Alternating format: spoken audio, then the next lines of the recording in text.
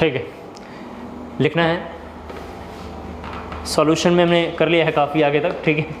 लिखेंगे सॉल्यूशन में compare molarity and molality, पहले compare molality and molarity, compare molality and molarity. एक side लिख लेंगे, दो लाइन लिखना है, एक साइड लिखेंगे मोलारिटी, एक साइड लिखेंगे मोलालिटी। एक साइड में लिखेंगे मोलारिटी, दूसरे साइड में लिखेंगे मोलालिटी। दो 3 लाइन लिखना है ताकि आपको एग्जैक्ट याद रहे, सेम वैल्यू सेम डाटा याद रहे। मोलालिटी साइड में लिखना है, या पहले मोलारिटी में लिख लो, वॉल्यूम रिलेटेड, इधर लिखना है मास रिलेटेड। मोलारिटी में बोलता हूँ, दूसरा आप खुद लिख लेंगे। मोलारिटी में कैपिटल एम सिंबल है, मोलारिटी का सिंबल कैपिटल एम, मोलालिटी का सिंबल है स्मॉल एम। मोलारिटी में लिखना है वॉल्यूम रिलेटेड, इधर साइड में लिखना है मास रिलेटेड। मोलारिटी में लिखना है temperature, it depend on temperature, तो लिखना है टेम्परेचर डिपेंडेंट। ये पास्ट ईयर में क्वेश्चन में है, जेई में, तो हमने इसको लिखा है, ठीक है। टेम्परेचर डिपेंडेंट, उधर में लिखेंगे इनडिपेंडेंट। फिर दोनों में और डिफरेंस है, इसका जो यूनिट होता है मोलारिटी का मोल्स पर लीटर आता है, लिखना है unit moles per litre, that is molar. हाँ, मोलारिटी का लिखना है जरा सा आपको, मोलारिटी ईटी लिखे आप लोगों ने, उसमें लिखना है moles per litre, that is molar, that is molar, MOLAR, molar. और मोलर का मतलब सब बच्चे जानते हैं, 1 मोल of solute present in 1 litre of water या 1 लीटर ऑफ सॉल्यूशन। और मोलालिटी में लिखना है moles per KG, moles per KG. Moles per KG का मतलब हुआ मोलल, MOLAL।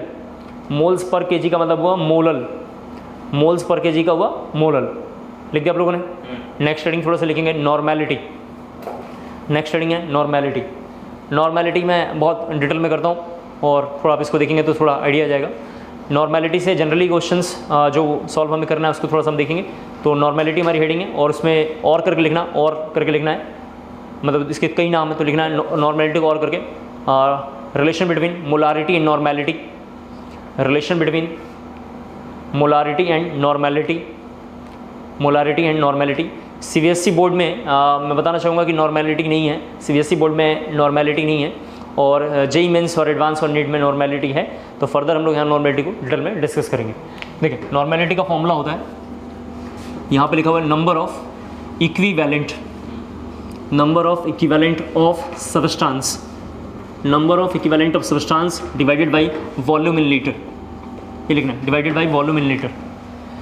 अब इक्विवेलेंट कैसे निकालेंगे, इक्विवेलेंट कैसे निकालेंगे, इक्विवेलेंट को हम लोग EQ बोला करेंगे अब। तो इक्विवेलेंट निकालने का फॉर्मूला होता है गिवन मास डिवाइडेड बाई, यहाँ पर लिखेंगे equivalent mass divided by equivalent mass. इसी बात को हम लोग अब शॉर्ट में चेंज करके ऐसे लिखेंगे EQ इक्वल टू होता है W और इक्विवेलेंट मास का सिंबल होता है E। तो फर्स्ट फार्मूला हमारे लिए ये है, फर्स्ट फार्मूला हमारे लिए पहले तो ये है, EQ इक्वल टू लिखा हुआ ये वेट बाई इक्विवेलेंट वेट, और इक्विवेलेंट वेट का सिंबल E है जिसको हमने यहाँ पे कंसिडर किया है। इक्विवेलेंट वेट निकालने के लिए फर्दर हमारे पास एक फार्मूला है, यहाँ पे सब लोग देखें, एटॉमिक मास ये लिखा हुआ है, मॉलिक्यूलर मास या मॉलिक्यूलर वेट या ionic weight divided by n factor, divided by n factor. एक बार दोबारा बोलता हूँ, ये E सेंस है इक्विवेलेंट वेट, EQ सेंस है इक्विवेलेंट वेट, यहाँ लिखा हुआ है। तो EQ मतलब इक्विवेलेंट है, E का मतलब इक्विवेलेंट मास है। इक्विवेलेंट मास क्या है, एटॉमिक मास, मॉलिक्यूलर वेट या आयनिक वेट, इनमें से कोई एक जो अच्छा लगता हो। आयन का वेट तो यहाँ लिखा हुआ है इक्विवेलेंट आयनिक वेट, ये IW लिख देता हूँ, आयनिक वेट। मॉलिक्यूल का weight, molecule generally non metals form करते हैं, तो मॉलिक्यूलर मास या molecular weight all are the same. Atomic mass divided by n factor. n factorial एक जो है टॉपिक है, वेरिएबल डाटा आप जानते हैं अच्छे से, और ये हम जो वैल्यू ले लेंगे तो इस वैल्यू को मैं यहाँ पे जरा रखने की कोशिश कर रहा हूँ। तो मैं EQ इक्वल टू इस पूरे डाटा को अगर यहाँ पे रखूँगा तो EQ इक्वल टू लिखूँगा W बाई, और यहाँ पे लिखूँगा M is the molar mass divided by n factor, divided by n factor. मैं इसको थोड़ा सिंप्लीफाई करूँगा तो ये n फैक्टर सामने आ जाएगा, और n factor into weight by molecular weight हो जाएगा। तो ये EQ का हमारे पास दूसरा फॉर्मूला है, ये EQ का हमारे पास दूसरा फॉर्मूला है जो मैं यहाँ थोड़ा कॉपी कर रहा हूँ। फिर सब बच्चे देख पा रहे हैं, EQ इक्वल टू मैं लिखूँगा n फैक्टर, ये n थोड़ा सा ऐसे बनाना है, n ऐसा बनाएंगे तो मोल हो जाएगा, थोड़ा टिल्ड करके ऐसे बनाना चाहिए। तो ये n फैक्टर इंटू मैं इसको मोल भी लिख सकता हूँ, वेट बाई मॉलिक्यूलर वेट को मोल से इंडिकेट करते होंगे। And the formula number 3, and the formula number 3, इसको जरा नोट करना एक बार। एंड द फॉर्मूला नंबर 3 ये लिखा हुआ है, जी बोलिए। W बाई M, M क्या है, M मोलर मास हमने रखा है। हमने क्या किया, जरा ये बड़ा हॉच पॉच सा रहता है, जरा देखें EQ मुझे चाहिए, EQ निकालने का फॉर्मूला है वेट बाई इक्विवेलेंट वेट, तो वेट तो ऐसे ही एज इट इज आ गया, और इक्विवेलेंट वेट निकालने के लिए हमने पूरा का पूरा ही डाटा उठाया, ये पूरा डाटा उठाया तो हमने रख दिया यहाँ पे, हो गया, कर लिया आप लोगों ने।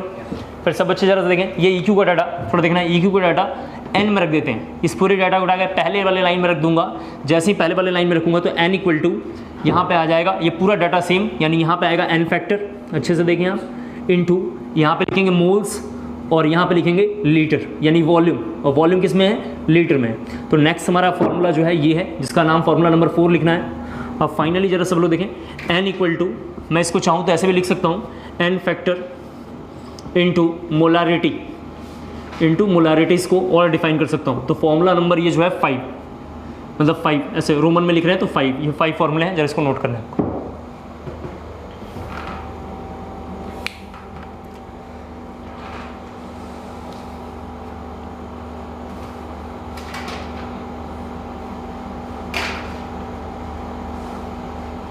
ठीक है, 2-3 फॉर्मूले थोड़ा और हम डिफाइन कर लेते हैं, फिर थोड़ा मैं कंपेयर कर लेंगे मोलारिटी नॉर्मेलिटी को, फिर बताऊंगा CBSE वाले क्यों इसको अपने सिलेबस से हटा दिए हैं, उसका भी रीज़न बता दूंगा आपको। अगर मैं EQ निकालने की कोशिश कर रहा हूँ तो मुझे फर्स्ट फार्मूले से एक और लाइन दिखाई दे रहा है कि मुझे फर्स्ट फार्मूले में अगर EQ चाहिए, सभी बच्चे ज़रा सा देख लें, तो मैं यहाँ पर लिखूँगा n इंटू V, और V हमेशा लीटर में लेना है, जो सबको पता है। तो फॉर्मूला नंबर 6 हमारे पास ये हो गया। फिर सब बच्चे जानते हैं, किसी बच्चे ने n लिया और V ml में ले लिया, V ml में लिया तो ये होगा MEQ, और MEQ is the full form milli equivalent, and the formula number 7, ये नोट करना है आपको। MEQ का मतलब है मिली इक्विवेलेंट, ये नोट करेंगे जरा अगेन।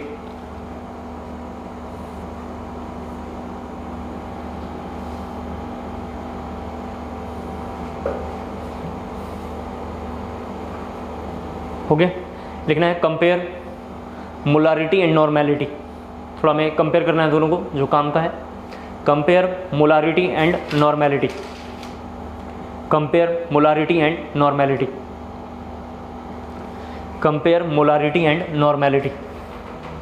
जब मैं मोलारिटी और नॉर्मेलिटी को कंपेयर करूंगा तो सबसे पहला पॉइंट लिखना है, मोलारिटी की साइड में लिखना है, मोलारिटी वाले साइड में जो जो बातें बोल रहा हूँ उसको लिख लेंगे, नॉर्मेलिटी जब देखेंगे कंपेयर करेंगे, इसे बोर्ड का कोई कंटेंट रफ नहीं करूँगा ताकि आप समझ पाएँ। मोलारिटी में लिखना है, ये मोल कंसेप्ट 1 में होगा, तो लिखना है मोल कंसेप्ट 1, जैसे बोल रहा हूँ वैसे लिखेंगे। थोड़ा मोलारिटी में लिखना है मोल कंसेप्ट 1, जो नॉर्मेलिटी है मोल कंसेप्ट 2 में होगा। डैट मीन्स मैं आपको ये समझाना चाह रहा हूँ कि जो मोलारिटी है हमारी सिलेबस CBSE में है, और मोल कंसेप्ट 2 नाम का 12th बोर्ड में कोई भी चैप्टर नहीं है। डैट मीन्स नॉर्मेलिटी हमारी सिलेबस में नहीं आएगा। और भी बहुत सारे रीज़न हैं, तो और भी रीज़न बता रहा हूँ आपको। मोलारिटी पे लिखना है, मोलारिटी मतलब जो होता है डिपेंड करता है मोलर मास पे, तो लिखना है it depends on molar mass, it's depends on molar mass. Molar mass या मोल, तो हम तो मोलर मास ही बोला करेंगे, मोलर मास, मोलर मास। और सभी बच्चे जानते हैं मोलर मास एक फिक्स वैल्यू है, तो लिखना है इट्स अ कांस्टेंट। आप ग्लूकोज का 180 मास आप आज यूज़ करिए, 1 साल बाद यूज़ करिए, कभी भी यूज़ करिए, फिक्स रहता है। किसी भी न्यूमेरिकल में ग्लूकोज का मोलर मास फ्लक्चुएट नहीं होता है, ऊपर नीचे नहीं होता, 180 तो 180 ही रहेगा। यह मोलर मास एक फिक्स वैल्यू है। नॉर्मेलिटी में चलेंगे तो नॉर्मेलिटी जो है इक्विवेलेंट मास पे डिपेंड कर रहा है। नॉर्मेलिटी निकालने का फॉर्मूला है यहाँ पे EQ, आप देख लें, और EQ जो है इक्विवेलेंट मास पे डिपेंड कर रहा है। तो नॉर्मेलिटी में लिखना है it depends on equivalent mass, normality में लिखना है it depends on equivalent mass, it's depends on equivalent mass. और इक्विवेलेंट मास मैं आपको बताना चाहूँगा एक वेरिएबल डाटा है। सभी बच्चे जरा से यहाँ थोड़ा देखेंगे एक बार। इक्विवेलेंट मास निकालने के लिए यहाँ पर फॉर्मूला लिखा हुआ है एटम का वेट, मॉलिक्यूल का वेट और ionic weight divided by n factor. ये वेरिएबल डाटा इसलिए है क्योंकि n फैक्टर हर क्वेश्चन में बदलता रहता है। n फैक्टर हम लोग एसिड का अलग, बेस का अलग, सॉल्ट का अलग, रेडॉक्स रिएक्शन का अलग, वैलेंस का अलग, चार्ज का अलग, बहुत सारे निकालते हैं, अलग अलग निकालते हैं, जो मैंने मोल कंसेप्ट 2 के लेक्चर्स में पढ़ाया है। तो ये वहाँ निकालते हैं। बेसिकली उसका मतलब ये होगा कि वेरिएबल डाटा है। जब n फैक्टर ही वेरिएबल है तो ये मोलर मास भी वेरिएबल होगा। अगर किसी का मोलर मास मान लेते हैं 98 आ गया, फॉर एग्जांपल H3PO4 ले लेते हैं, उसका मोलर मास 98 होता है, और कभी n फैक्टर 1 हुआ तो 98/1 होगा, कभी n फैक्टर 2 आया तो 98/2 होगा, n फैक्टर 3 हुआ तो 98/3 हुआ। डेट मीन्स उसका इक्विवेलेंट मास भी बार बार चेंज कर रहा होगा। इसका मतलब ये होगा पूरा का पूरा डाटा वेरिएबल है। जब ये पूरा डाटा वेरिएबल है तो जैसे आप इक्विवेलेंट मास यहाँ रखोगे वेरिएबल, तो EQ वेरिएबल आएगा और नॉर्मेलिटी भी वेरिएबल आएगा। क्लियर हो गया। अगला पॉइंट जैसे लिखना है, फिर से दोनों में लिखना है, मतलब दोनों में लिखना है वॉल्यूम रिलेटेड, दोनों में लिखना है, क्यों लिखना है वॉल्यूम रिलेटेड, दोनों वॉल्यूम पर रिलेटेड है, दोनों वॉल्यूम रिलेटेड है। तो एक साइड में लिखना है वॉल्यूम रिलेटेड, दूसरे में लिखना है वॉल्यूम रिलेटेड, दोनों वॉल्यूम से रिलेटेड है, दोनों के दोनों वॉल्यूम से रिलेटेड है, वॉल्यूम पे ये लोग डिपेंड करते हैं। ठीक है, हाँ नॉर्मेलिटी वेरिएबल है, आपको बताया मैंने, वॉल्यूम पे डिपेंड करते हैं क्योंकि इन दोनों में वॉल्यूम चाहिए, ठीक है। दूसरी बात सब बच्चे जानते हैं दोनों के दोनों टेम्परेचर पे भी डिपेंड करते होंगे, आपको मैंने बता दिया है दोनों के दोनों टेम्परेचर पे डिपेंड करते हैं। फिर जरा सब बच्चे देखें यहाँ जो EQ निकल के आ रहा है, यहाँ थोड़ा देखें एक बार, जो यहाँ EQ आ रहा है ये बेसिकली वहाँ पे मोल आ रहा था। मोलारिटी का फॉर्मूला सब बच्चे यहाँ थोड़ा बोर्ड पे देखें, मोलारिटी का फॉर्मूला होता है number of moles of substance divided by V in litre. That means EQ की जगह पे बस वहाँ मोल्स है और नॉर्मेलिटी की जगह पे EQ आया हुआ है। आपने शायद मोल निकाला होगा, तो मोल निकालने का फॉर्मूला होता है given mass divided by molar mass, और EQ निकालने का फॉर्मूला है given mass divided by equivalent mass. सब कुछ सेम है, बस यहाँ EQ वर्ड आने लगेगा। और यहाँ पे सब बच्चों को पता है अच्छे से कि हमने EQ निकाला है। फिर सब बच्चों को पता है कि मोल्स निकालने का फॉर्मूला होता है, ये जो हमने यहाँ पे लिखा है मोल्स निकालने का फॉर्मूला। अगर किसी भी मोल्स का, जैसे इसको अभी फिलहाल लेके देख रहे हैं, अगर जैसे यहाँ पे अगर लेके देखेंगे या किसी को भी लेके देखेंगे, जैसे EQ निकालने का फॉर्मूला यहाँ पे एन फैक्टर इनटू मोल्स लिखा हुआ है, जो इससे आया हुआ है। वहाँ पे जब हम निकाल रहे थे पीछे क्लासों में मोल्स निकालने के लिए, तो M इंटू V हम लिख रहे थे, N इंटू हम V लिख रहे थे। जैसे यहाँ EQ निकालने के लिए सभी बच्चे देख सकते हैं, यहाँ EQ निकालने के लिए लिखा हुआ है N इंटू V लीटर में, और वहाँ पे हम लिख रहे थे M इंटू V लीटर में। वहाँ हम M EQ निकाल रहे थे, मोलारिटी में हमने मतलब निकाला होगा जब मोलारिटी में, तो M मतलब M मिली मोल्स इसको बोल रहे थे, मिली मोल्स हम निकाल रहे थे पिछले क्लास में, और मिली मोल्स में हमने बोला है M इंटू V और ML में। तो सारा डाटा सेम है, बस यहाँ EQ के रिस्पेक्ट में आएगा। सब कुछ ऐसे समझ में आ गया होगा। फिर लिखना है जरा थोड़ा सा अगली हेडिंग, सम इंपॉर्टेंट टर्म्स। दोबारा लिखना है some important terms. Some important terms normality से जो क्वेश्चन एग्जामिनेशन में आए हुए हैं, खासकर ज़्यादातर जेई मेंस में क्वेश्चन है इससे, नॉर्मेलिटी से, और नीट में क्वेश्चन है, जेई मेंस और नीट में से क्वेश्चन आएगा नॉर्मेलिटी से। नॉर्मेलिटी की दूसरी बात है, सबसे ज़्यादा क्वेश्चन नॉर्मेलिटी से इलेक्ट्रोकेमिस्ट्री में आएगा। इलेक्ट्रोकेमिस्ट्री में सिंगल क्वेश्चन नॉर्मेलिटी के बगैर हो नहीं पाएगा, क्योंकि वहाँ सारा डाटा इक्विवेलेंट वेट से आएगा। तो ये काफ़ी इंपॉर्टेंट है, इलेक्ट्रोकेमिस्ट्री के लिए हमें करना चाहिए। और नॉर्मेलिटी सेगमेंट उसी से अच्छा होगा जिसका मोल कंसेप्ट 1 और मोल कंसेप्ट 2 बहुत अच्छा होगा। इसके बाद इक्विवेलेंट मतलब जो नॉर्मेलिटी का चैप्टर, इससे डायरेक्ट कभी क्वेश्चन रेयर केस में आता है, कैलकुलेट द नॉर्मेलिटी, कभी रियल केस में आता है। नहीं तो जनरली जब इस एग्जामिनेशन में क्वेश्चन आएगा वो ऐसा आएगा, EQ निकालने के लिए आएगा या MEQ निकालने के लिए आएगा, ये निकालने के लिए आएगा, इधर लिख देता हूँ जरा सा, नॉर्मेलिटी से, या N निकालने के लिए आएगा, ये पूछता है, इन तीनों में से जनरली यही पूछता है। या मतलब यहाँ लिख देता हूँ जरा सा N एंड M में रिलेशन, N एंड M में रिलेशन, एंड द फोर्थ इसका यूज टाइट्रेशन में है। नॉर्मेलिटी से मैक्सिमम 4 क्वेश्चन की आज तक फ्रीक्वेंसी रही है, इक्विवेलेंट, मिली इक्विवेलेंट, नॉर्मेलिटी, यहाँ लिखा हुआ है नॉर्मेलिटी एंड मोलारिटी में रिलेशन, जो यहाँ पे थोड़ा हमें दिखाई दे रहा है, नॉर्मेलिटी एंड मोलारिटी में रिलेशन, और टाइट्रेशन में फर्दर इसको यूज करते हैं। Rest of the other chapters में कहीं नहीं आएगा। सबसे ज़्यादा इसका इलेक्ट्रोकेमिस्ट्री में रोल है, क्योंकि बार बार वहाँ इक्विवेलेंट वर्ड आता होगा। फैराडे लॉ ने इक्विवेलेंट वेट पे ज़्यादातर काम किया, तो इक्विवेलेंट वेट से ज़्यादा ऐसे क्वेश्चन आते होंगे। क्लियर हो गया पूरी बात, ठीक है। नेक्स्ट इसके बाद थोड़ा सा लिखना है, क्या लिखा था हमने, थोड़ा सा सम इंपॉर्टेंट टर्म्स लिखना है। जरा सम इंपॉर्टेंट टर्म्स में पहला पॉइंट लिखना है नॉर्मल, फर्स्ट पॉइंट लिखना है नॉर्मल। नॉर्मल, नॉर्मल में जरा देखें यहाँ सब लोग, नॉर्मल एक वर्ड लिखा हुआ है, नॉर्मल का सिंबल होता है कैपिटल N, इसका मतलब हुआ 1 EQ ऑफ सब्सटेंस, इसका मतलब है 1 EQ of substance present in 1 litre of solution, 1 EQ of substance present in 1 litre of solution, 1 EQ of substance present in 1 litre of solution, 1 EQ of substance present in 1 litre of solution. फिर सब बच्चे थोड़ा board पे देखेंगे, दूसरा word है semi normal, दूसरा word लिखा होगा बुक्स में semi normal, date is N/2, या इसको हम लोग बोलेंगे 1/2। वहाँ पे मोलर वर्ड आ रहा था, सेमी मोलर, यहाँ पे सेमी नॉर्मल है। सेमी नॉर्मल में लिखेंगे हाफ इक्विवेलेंट ऑफ सब्सटेंस, यानी 1/2 इक्विवेलेंट ऑफ सब्सटेंस, बाकी सब कुछ सेम है, present in 1 litre of solution.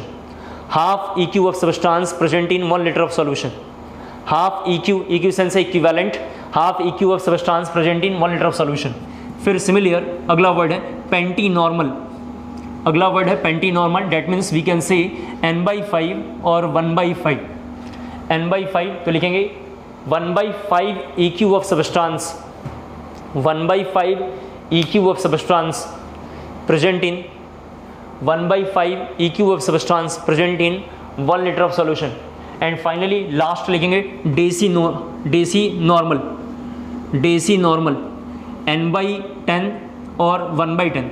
मैंने आपको पहले ही बता दिया है NCERT में, डेट मीन्स CBSE में नॉर्मेलिटी को हटा दिया गया है, मतलब इसी साल नहीं, एग्जामिनेशन में कभी नहीं, हमारी सिलेबस में ही नॉर्मेलिटी नहीं है, तो इसको हम लोग यहाँ पे कर रहे हैं। डेसी नॉर्मल में लिखेंगे 1/10 EQ of substance present in 1 litre of solution, 1/10 EQ of substance present in 1 litre of solution.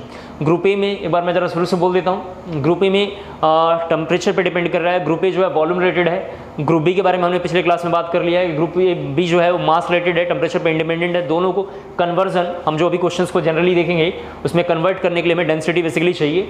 फिर सभी बच्चे से समझ पा रहे हैं कि इसमें परसेंट वी बाई वी है, परसेंट डब्ल्यू बाई वी है, मोलारिटी है और नॉर्मेलिटी है। हमने नॉर्मेलिटी के सिंगल क्वेश्चन यहाँ पे नहीं किए हैं क्योंकि सारे क्वेश्चन मोल कंसेप्ट 2 से लिंक है। बिना एन फैक्टर का जो यहाँ पे लिखा हुआ है इससे सिंगल क्वेश्चन नहीं हो पाएगा। तो मैंने नॉर्मेलिटी जो है मोल कंसेप्ट 2 के बैचेस में पढ़ाया है, तो आप वहाँ से उसको देख सकते हैं, नहीं तो नॉर्मेलिटी से जनरली बोर्ड में क्वेश्चन नहीं आएगा।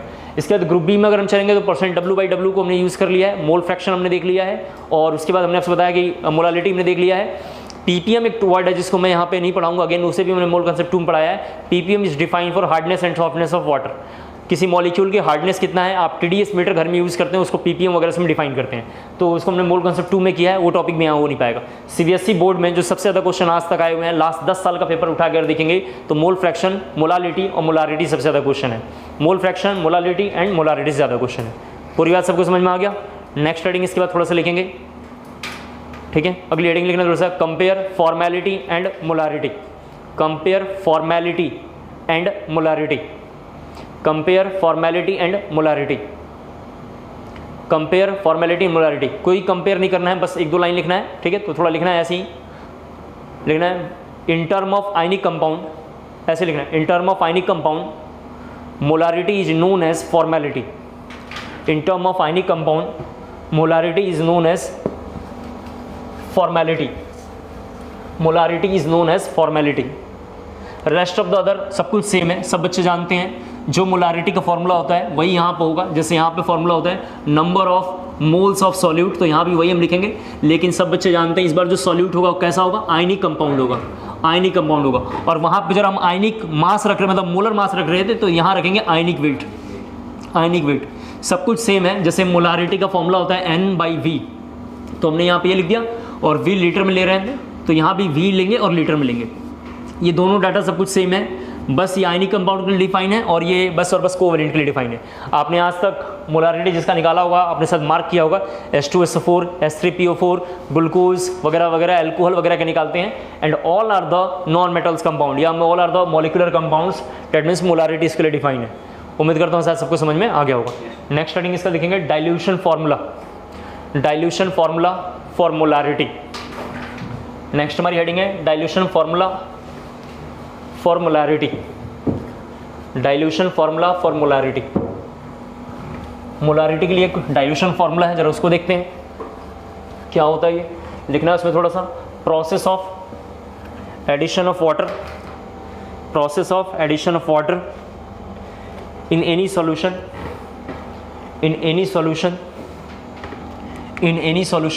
is known as dilution.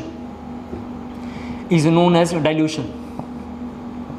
ये कंटेनर है जिसके अंदर कोई सॉल्यूशन पड़ा हुआ है, सभी बच्चे देखेंगे, जिसका मोलारिटी है M = N/V लीटर में। ये एक सॉल्यूशन है जिसका ये पहले से गिवन वैल्यू है। जैसे इस पे मैंने वाटर ऐड किया, जैसे इसमें वाटर ऐड किया तो ज़रा देखेंगे क्या चेंजेस होने वाला है। तो मैं फर्स्ट पॉइंट ये लिखूँगा, बिफोर डाइल्यूशन। अगर मैं बिफोर डाइल्यूशन मतलब बिना पानी मिलाए हुए, अगर इसको देखेंगे जिसको अब हम BD बोला करेंगे, तो बिफोर डाइल्यूशन में अगर हम बात करें, सभी लोग देख पा रहे हैं मोल को हम N बोल रहे हैं और मोलारिटी को हम लोग कैपिटल M से इंडिकेट कर रहे हैं, जिसको अब हम M1 लिख लेंगे। इसके बाद वॉल्यूम दैट इज़ V1 उसको डिफाइन कर लेंगे। फिर दूसरा पॉइंट हम लिखेंगे आफ्टर डाइल्यूशन। अब जैसे ही पानी इसमें मिलेगा तो देखेंगे क्या चेंजेस आने वाला है। After dilution that is AD। मोल अभी भी N ही है, मोल को सिंबल N है।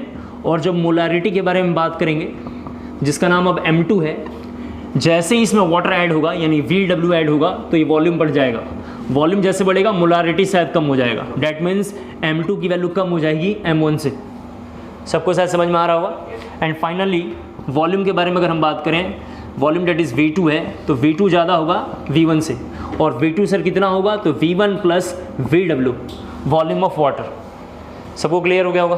फिर इसको जरा हम कंपेयर करेंगे तो जरा से यहाँ देखते हैं, लिखा हुआ है मोल ऑफ सॉल्यूट, यहाँ लिखा हुआ है मोल ऑफ सॉल्यूट, ठीक है, before dilution equal to mole of solute after dilution.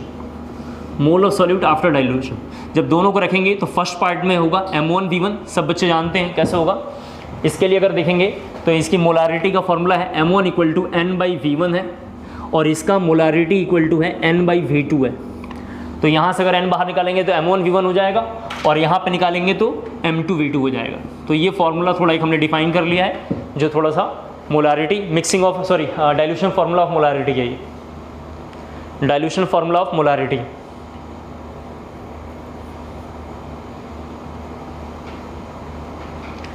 Chapter 3 part में solution and colligative property, 3 part में चैप्टर है। फर्स्ट यूनिट का नाम है कंसंट्रेशन, जो बेसिकली क्लास 11th के मोल कंसेप्ट 2 पे डिपेंड है।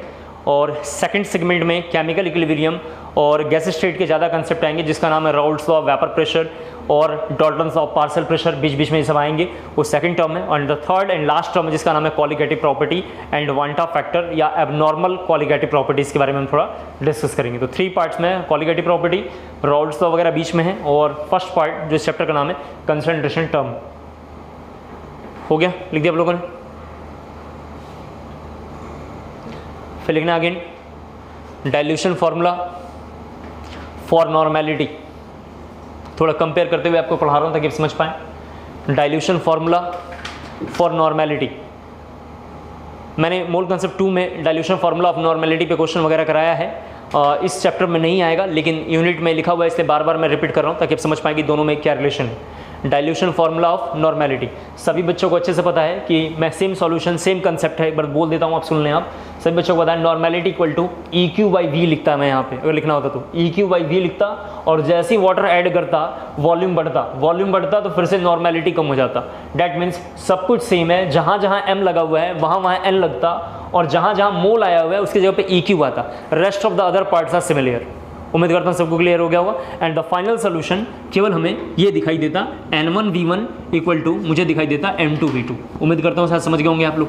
तो सीधा ये लाइन केवल लिखना है, सीधा ये लाइन लिखना है N1V1 इक्वल टू N2V2। कैसे आया होगा सर N1V1 N2V2? नॉर्मेलिटी का फॉर्मूला होता है, यहाँ पे लिखा होगा नॉर्मेलिटी इक्वल टू EQ/V। तो जहाँ जहाँ मोल है वहाँ EQ लगाना था, जहाँ जहाँ मोलारिटी लिखा हुआ है वहाँ N लिखना था, और सेम सब कुछ फंक्शन सेम सब कुछ काम कर रहा है क्योंकि दोनों वॉल्यूम पे डिपेंड है। तो जैसे जैसे वाटर ऐड होगा वॉल्यूम बढ़ेगा, नॉर्मेलिटी में कोई ना कोई चेंजेस ऑफ कोर्स आएगा। यहाँ पे हमने मोल ऑफ सॉलिड लिखा है, अगर मुझे वहाँ लिखना होता तो मैं लिखता EQ ऑफ सबस्टांस, यहाँ पे लिखता, यहाँ पे भी क्या लिखता है EQ ऑफ सबस्टांस लिखता। रेस्ट ऑफ मतलब सब कुछ सेम है, बाकी यहाँ पे फाइनली जो फॉर्मूला था उसका नाम है N1V1 इक्वल टू N2V2। कर लेंगे साथ। नेक्स्ट हेडिंग थोड़ा सा लिखेंगे mixing of molarity. JEE mains 2013 में मिक्सिंग ऑफ मोलारिटी से क्वेश्चन आ चुका है, जेई मेंस 2013 में, और एक बार नीट में क्वेश्चन आ रखा है mixing of molarity. Mixing of molarity, mixing of molarity लिखेंगे इसमें थोड़ा सा। It is always applicable for more than one solution. It is always applicable for more than one solution. It is always applicable for more than one solution. एक से ज़्यादा होना चाहिए, 2, 3, 4, 5 कुछ भी कंटेनर हो सकता है, कोई इसकी बाउंड्री नहीं है। इस चैप्टर में हम लोग इसको बहुत डिटेल में करेंगे इसी टॉपिक को।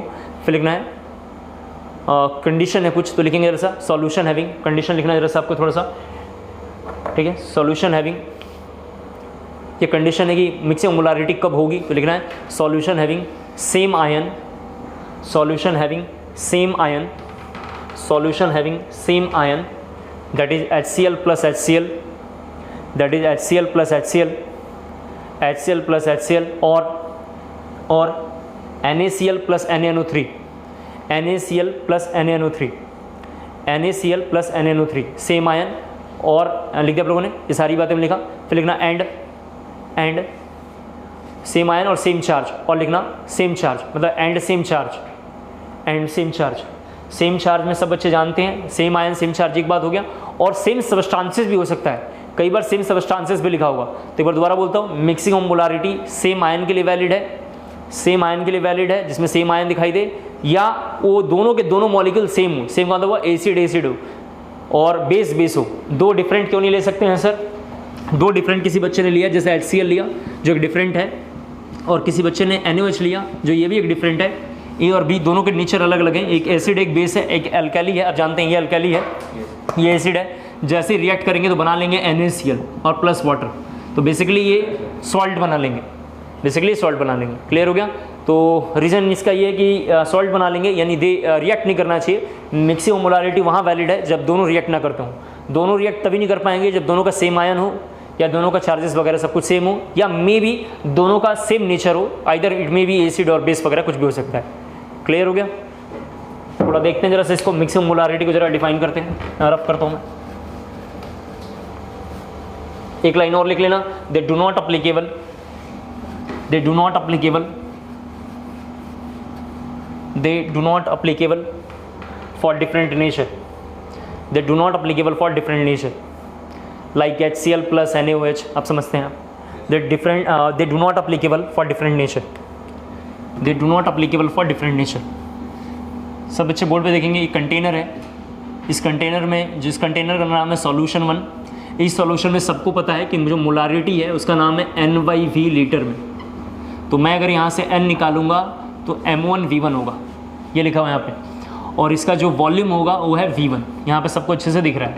फिर कंटेनर 2 के बारे में अगर बात करें, कंटेनर 2 में भी एक सॉल्यूशन है, और सॉल्यूशन कंटेनर 2 से ज़्यादा भी हो सकता है, लेकिन हम लोग 2 वाला नहीं पढ़ेंगे, मैक्सिमम बाइनरी सॉल्यूशन हमारे सिलेबस में है, इसलिए बाइनरी सॉल्यूशन को बार बार रिपीट कर रहे हैं।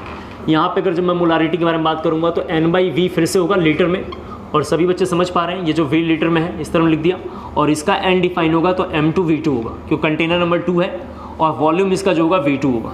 दोनों को मिक्स करेंगे नए कंटेनर में, तो जब नया कंटेनर बनेगा तो इसका नाम होगा फाइनल सॉल्यूशन। तो फाइनल सॉल्यूशन इसका नाम है, तो इसकी जो मोलारिटी होगी इसका नाम है MF या MR। MF is the final molarity, MF is the final molarity, या इसका नाम है रिजल्टेंट मोलारिटी। और रिजल्टेंट मोलारिटी अगर हम निकालेंगे तो सब बच्चे जानते हैं, ऊपर टोटल मोल और नीचे टोटल वॉल्यूम, नीचे टोटल वॉल्यूम। और टोटल मोल के बारे में अगर हम बात करें, जिसको मैं थोड़ा यहाँ साइड करके लिख देता हूँ, MF इक्वल टू मैं लिखता हूँ टोटल मोल। टोटल मोल कितना होगा सर? दोनों के मोल को ऐड करेंगे तो दोनों का मोल होगा M1V1 प्लस M2V2। अगर 3 कंटेनर होता तो M3V3 भी हम यूज़ करते, लेकिन जनरली हमारे कोर्स में बाइनरी सोल्यूशन है तो हम 2 ही के बारे में ज़्यादा बात करेंगे।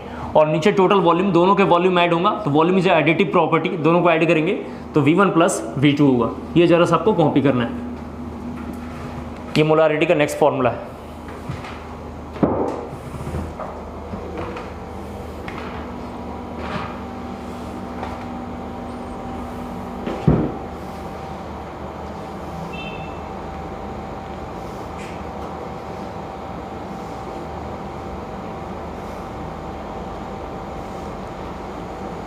कर लेंगे sir?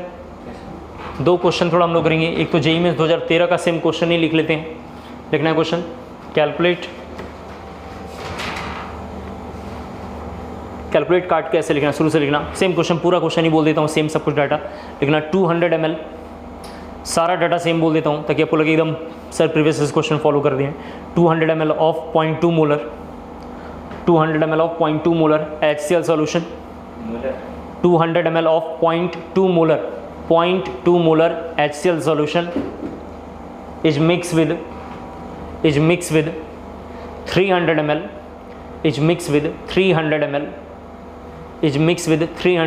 of 0.3 molar HCl solution of 0.3 molar HCl solution। फिर लिखना calculate final molarity of solution, calculate final molarity of solution, calculate final molarity of solution, calculate final molarity of solution. क्या करेंगे? बस यहाँ पे वॉल्यूम को नीचे रख देना है, और जो मोलारिटी पहले से गिवन है, मोलर वर्ड लिखा हुआ है 0.2 और 0.3 लिखा हुआ है, उसको ऊपर लिख देंगे, और उसके साथ साथ वॉल्यूम को भी ऐड कर देंगे। वॉल्यूम को पहले ही लीटर में लेके चलेंगे क्योंकि इसमें सब कुछ लीटर में चल रहा है, तो वॉल्यूम ml में है, ml से इसको लीटर में लेके जाएंगे 200 ml को तो 0.2 हो जाएगा, और 300 को लेके जाएंगे तो 0.3 होगा। तो जल्दी से कैलकुलेट कर लीजिए। हमारे पास प्रीवियस में जहाँ पेपर आया हुआ है उसमें 0.26 इसका आंसर लिखा हुआ है, 0.26 इसका करेक्ट आंसर लिखा हुआ है, 0.26 लिखा हुआ है, उसको 22 कर दीजिए, ठीक है। 0.26 इसका आंसर आना चाहिए, 0.26 इसके आसपास आंसर आना चाहिए।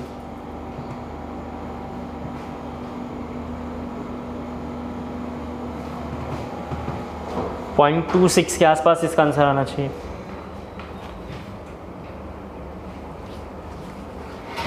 हो गया 0.26 आ गया, ठीक है। जहाँ आपने फॉर्मेलिटी लिखा है जरा वहाँ पे चलें, फॉर्मेलिटी जहाँ आपने नोट्स में लिखा है जरा वहाँ आ जाएँ। जब कंपाउंड का हम मोलारिटी निकालते हैं, मैं रिपीट जरा कर रहा हूँ, आप सुन लें, फिर मेरे को जो लाइन बोलना लिखवा दूंगा वहीं मोलारिटी पे। जब हम कंपाउंड का मोलारिटी निकालते हैं तो मोलर मास यूज़ करते हैं। तो आयनिक कंपाउंड का जब मास निकालेंगे तो उसका नाम आयनिक वेट होगा, लेकिन यहाँ पे सिलेबस में लिखा होगा फॉर्मल मास, ठीक है। तो लिखना फॉर्मल मास, वहाँ पे लिख लेना एक वर्ड फॉर्मल मास। फॉर्मल मास क्या होता है, फॉर्मेलिटी के पास कहीं वर्ड लिख लेंगे फॉर्मल मास। फॉर्मल मास का मतलब है कि मोलर मास है वही फॉर्मल मास है, बस वो आयनिक कंपाउंड के रिस्पेक्ट में है। मोलर मास और formal mass both are the same, but in term of ionic compound known as formal mass and in term of covalent compound known as molar mass. All are the rest all are the same. Clear हो गया। एक अगला question again लिखेंगे जरा सा, थोड़ा mixing of molarity के हमने क्वेश्चन नहीं किए हैं, जरा उस क्वेश्चन को लिखना है। How much water should be added, how much water should be added, how much water should be added, how much water should be added in 250 ml, in 250 ml, in 250 ml of semi-molar NaOH solution, in 250 ml of semi-molar NaOH solution to make its decimolar solution, to make its decimolar solution, to make its decimolar solution। कैसे करेंगे जी question को, आप लोग जरा try कर लीजिए, फिर जरा करता हूँ, आप देख लेना।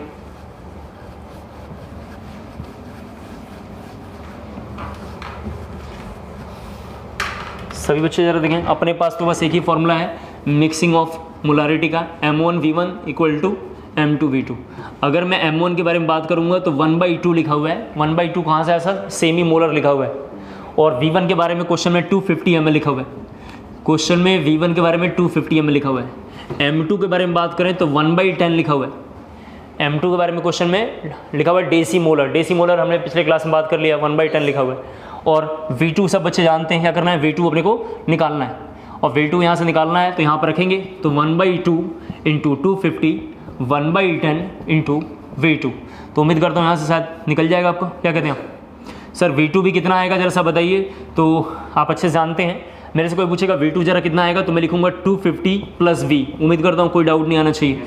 और V इक्वल टू बात करूँगा तो 1000 ml के आसपास आंसर आना चाहिए। ठीक है, सेम आंसर है। मिक्सिंग ऑफ मोलारिटी जिस तरीके से है उसी तरीके से एक और टॉपिक होगा मिक्सिंग ऑफ नॉर्मेलिटी। जिस तरह हमने मिक्सिंग ऑफ मोलारिटी लिखा है तो अगली हेडिंग है mixing of normality. Mixing of normality अगर हम लिखेंगे तो मैं सीधा फॉर्मूला लिखूंगा NR इक्वल टू या NF equal to final normality equal to, मैं लिख सकता हूँ यहाँ पे सब कुछ सेम है, आप तो जानते हैं, तो सब कुछ सेम है तो यही लिखूंगा N2V2, सब बच्चों को पता है ये लिखूंगा, और डिवाइडेड बाई यहाँ पे लिखूंगा V1 प्लस V2।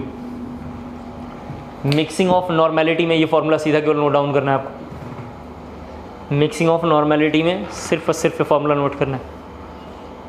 एक क्वेश्चन थोड़ा मिक्स करके कर लेते हैं, दो क्वेश्चन थोड़ा मिक्स करके कर लेते हैं ताकि एग्जैक्ट मेरे को आइडिया आ जाएगा कि कितना आप अच्छे से समझ पा रहे हैं। लिखना है थोड़ा, एक क्वेश्चन काफ़ी बड़ा सा लिखेंगे। 90 mixing of normality, NF is known as final normality और NR रिजल्टेंट ऑफ नॉर्मेलिटी लिखा हुआ। ठीक है, लिखना क्वेश्चन थोड़ा काफ़ी बड़ा सा। 90 gram of glucose, 90 gram of glucose are dissolve in 90 gram of glucose are dissolve in sufficient water, are dissolved in sufficient water. 90 gram of glucose are dissolved in sufficient water to produce 500 ml of solution, to produce 500 ml of solution, to produce 500 ml of solution if density of solution, if 500 ml of solution को लिखना, if density of solution, if density of solution is 1.18 gram per ml, 1.18 gram per ml, if density of solution is 1.18 gram per ml, then calculate molarity, then calculate molarity, capital M जानते हैं आप अच्छे से।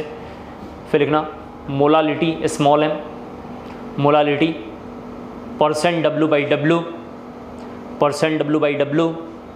फिर अगला लिखेंगे percent W by V, percent W by V. And the last X glucose, mole fraction of glucose, X glucose that means mole fraction of glucose. इस question को 10-15 मिनट टाइम लेके बढ़िया सॉल्व करेंगे। 2 क्वेश्चन थोड़ा ऐसे ही मैं बड़ा बोलूँगा, दोनों में एक ही बार में सारे फॉर्मूले यूज़ हो जाएंगे। फिर उसके बाद हम लोग थोड़ा अब सॉल्यूशन के दूसरे सेगमेंट की ओर चलेंगे। फर्स्ट सेगमेंट का नाम था कंसंट्रेशन, जिसके बारे में हमने थोड़ा काफ़ी अच्छे से बात कर लिया। फिर थोड़ा और आगे बढ़ेंगे, जल्दी करिए जी,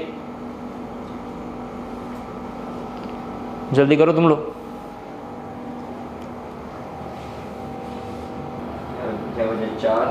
ठीक है, देखिए मैं करता हूँ, आप आ जाए यहाँ बोर्ड पे देखें। 2 क्वेश्चन थोड़ा और काफ़ी बड़ा करेंगे तो थोड़ा एग्जैक्ट आइडिया आ जाएगा कौन सा फॉर्मूला यूज़ करना है नहीं करना है। और फिर थोड़ा अल्टरनेट ऑप्शन भी हम लोग चलेंगे, अल्टरनेट ऑप्शन पे काम करेंगे। सभी बच्चे ज़रा देखें, बोर्ड पे देखें प्लीज़, बातें ना करें। देखें, लिखना है सबसे पहले तो सॉल्यूट। सॉल्यूट के बारे में अगर हम बात करें तो यहाँ पे सॉल्यूट ग्लूकोज है और ग्लूकोज का मोलर मास है 180। तो अगर मुझे वेट चाहिए तो n इंटू एम हम रखेंगे, सभी बच्चे देख लें। तो 5 इंटू 180 दैट इज़ 9, ऐसा कर देंगे। ये लिख दिया हमने 900, ऐसा लिख देते हैं 900 आ गया इस तरीके का। ठीक है, सॉरी थोड़ा हमने शायद मोल निकालना, ओके वेट करने जरा देखें। क्वेश्चन में शायद मोल निकालना है, 90 ग्राम ऑफ ग्लूकोज लिखा हुआ है। ठीक है जी, ये इसके बारे में 90 ग्राम गिवन है। गिवन मतलब सब बच्चे समझ पा रहे हैं, W है। तो वेट बाई मॉलिक्यूलर वेट करेंगे तो 180 बाई 90 डेट इज़ हाफ हो जाएगा। तो ये तो हमने निकाल लिया। इसके बाद क्वेश्चन में ये मोल आ गया। क्वेश्चन में वॉल्यूम पहले से गिवन है, कितना है 500 ml। 500 क्वेश्चन में गिवन है, जिसको लीटर में लेकर आएंगे तो 1/2 कर लेते हैं। लीटर में आएंगे तो 1/2 लीटर ये लिखा हुआ है। डेंसिटी क्वेश्चन में 1.18 लिखा हुआ है ग्राम पर ml। जो 3-4 डाटा थे हमने एक जगह नोट डाउन कर लिया है। अब इसको लेके मैं क्या चीज़ ये 1.1, अच्छा 1.8 180 और 90 मोल्स, अच्छा मोल्स निकालने के लिए तो वेट बाई मॉलिक्यूलर, सॉरी हाँ, यहाँ मोल्स निकालने के लिए 90 ऊपर था, given mass, sorry given mass और मोलर मास 180, ये हाफ हो गया। ठीक है, और डेंसिटी तो हमारे पास 1.18 है ग्राम पर ml है। जरा मैं तो सॉल्व करता हूँ, सब बच्चे देखें। पहले तो जो वॉल्यूम रिलेटेड है उसी को कर लेना चाहिए पहले। तो सबसे पहला वर्ड है यहाँ मोलारिटी। मोलारिटी का फॉर्मूला जब तक बच्चों को याद ना हो, मेरा मानना है बार बार फॉर्मूले लिख लिख के देखना चाहिए ताकि याद हो जाए। तो मोल क्वेश्चन में गिवन है कितना है 1/2, जो आपने यहाँ निकाला है। वॉल्यूम ऑल्सो 1/2 है। तो जब यहाँ सॉल्व करेंगे तो 1, और ये सब बच्चे जानते हैं मोलर आएगा, ये 1 मोलर है। मोलारिटी इक्वल टू 1 मोलर है। फिर दूसरा क्वेश्चन का पार्ट है percent W/V। And the percent W/V सब बच्चे जानते हैं, ऊपर में तो सॉल्यूट लेना है और इधर 100 का मल्टीप्लाई करना है और नीचे V सॉल्यूशन लेना है। एक बार मैंने आपको पढ़ाया होगा, शायद आपको याद हो, percent W/V and percent V/V में ये जो V होता है, यानी V सॉल्यूशन जो है वो ml में लेते हैं। Rest of the other like molarity normality हम लीटर में लेते हैं। तो जब मैं इधर आऊँगा तो वेट ऑफ सॉल्यूट तो 90 है और इधर 100 पहले से कर देंगे और नीचे सब बच्चे जानते हैं वॉल्यूम ऑफ सॉल्यूशन यहाँ पे लिखा हुआ है 500। तो ठीक है, ये 500 ml छोड़ देंगे इस तरीके का। ठीक है, ये हमारा कैलकुलेट हो गया आ जाएगा, जो शायद यहाँ पे 18% के आसपास ये आंसर आएगा। इसके बाद ये तो 2 पार्ट हो गए जो बहुत ही इजी थे, जिसके बारे में हमने बात कर लिया है। फिर डेंसिटी के बारे में अगर बात करें तो डेंसिटी का डाटा है 1.18 ग्राम पर ml, आप अच्छे से जानते हैं। और डेंसिटी का फॉर्मूला होता है मास पर वॉल्यूम। तो अगर मुझे वॉल्यूम चाहिए तो m इंटू डी करना पड़ेगा। तो अगर मैं 1 m इंटू डी करूँगा तो मोलर मास यहाँ पे पहले से गिवन है 180 है शायद, सही है सर? मोलर मास 180 है और डेंसिटी है 1.18। ठीक है, जब देखें मास तो ठीक लिखा है ना सर क्वेश्चन में, एक बार पढ़ लें तो। हाँ ठीक तो लिखा है 500। तो ये सॉल्व करेंगे तो कितना आ रहा है जी 1.18 और 180 590, ये 590 आ रहा होगा। ठीक है जी, सही है सर? हाँ 590 मास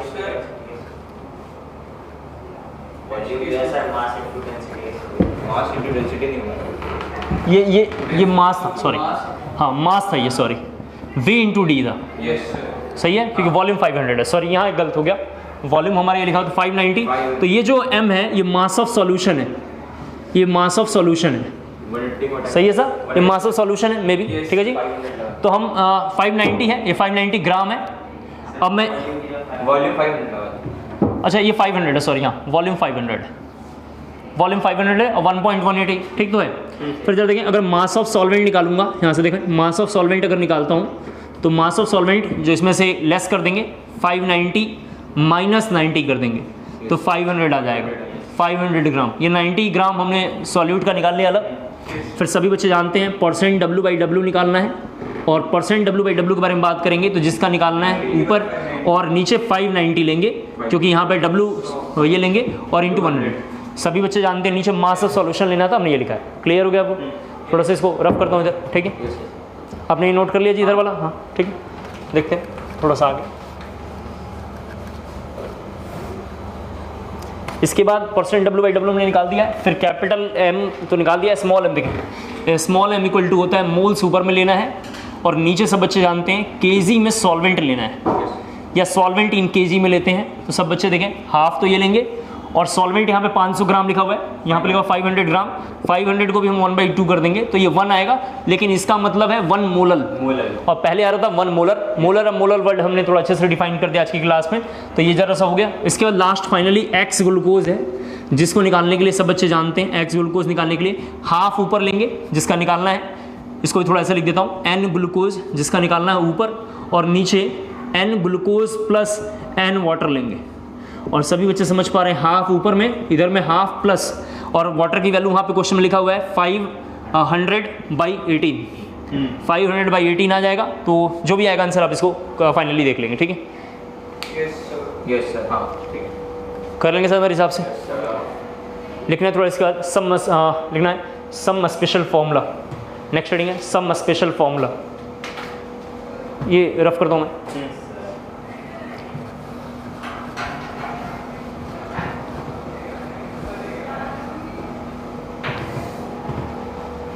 ठीक है, समझ गया आप? मैं रफ करूँ इसे? यस ठीक। थोड़ा कुछ फॉर्मूले को थोड़ा और देखते हैं, शायद थोड़ा आपको एक आइडिया आ जाएगा, या क्वेश्चन ही थोड़ा हम सोच रहे हैं, देखते हैं क्वेश्चन से कर देना चाहिए। चलो क्वेश्चन से क्या पहले देखो, फॉर्मूला ही देखो। पहला फॉर्मूला लिखेंगे परसेंट W/W इक्वल टू होता है, सब बच्चे बोर्ड पे जरा देखें, परसेंट W/V निकालो पहले। परसेंट W/V इक्वल टू लिखना परसेंट W/W इंटू डेंसिटी। आपने जो ऊपर वाले क्वेश्चन में W/V निकाला है, आप परसेंट W/W भी देखेंगे और डेंसिटी का मल्टीप्लाई करेंगे, सेम आंसर आएगा। तो सम स्पेशल फॉर्मूला में जरा ये फॉर्मूला पहला नोट करना है। मैं 3-4 फॉर्मूले जरा से बार नोट करके लिखता हूँ ताकि आपको क्लियर हो जाए। मोलारिटी का फॉर्मूला होता है 10 इंटू, दूसरा फॉर्मूला है percent W/V into molar mass of solute, molar mass of solute. Third special formula है 10 into percent W/W into density. ये सब मोलारिटी है, सब मोलारिटी कैपिटल लेटर में है। स्मॉल लेटर में मैं जब भी लिखता हूँ तो ऐसे बोर्ड पे लिखता हूँ, बाहर एक लाइन हल्का से निकाल के।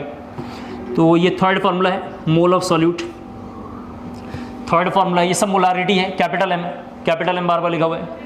ये 3 फार्मूले हैं। फोर्थ फार्मूला यहाँ पे जरा लिखा हुआ है जिसका नाम स्मॉल एम है।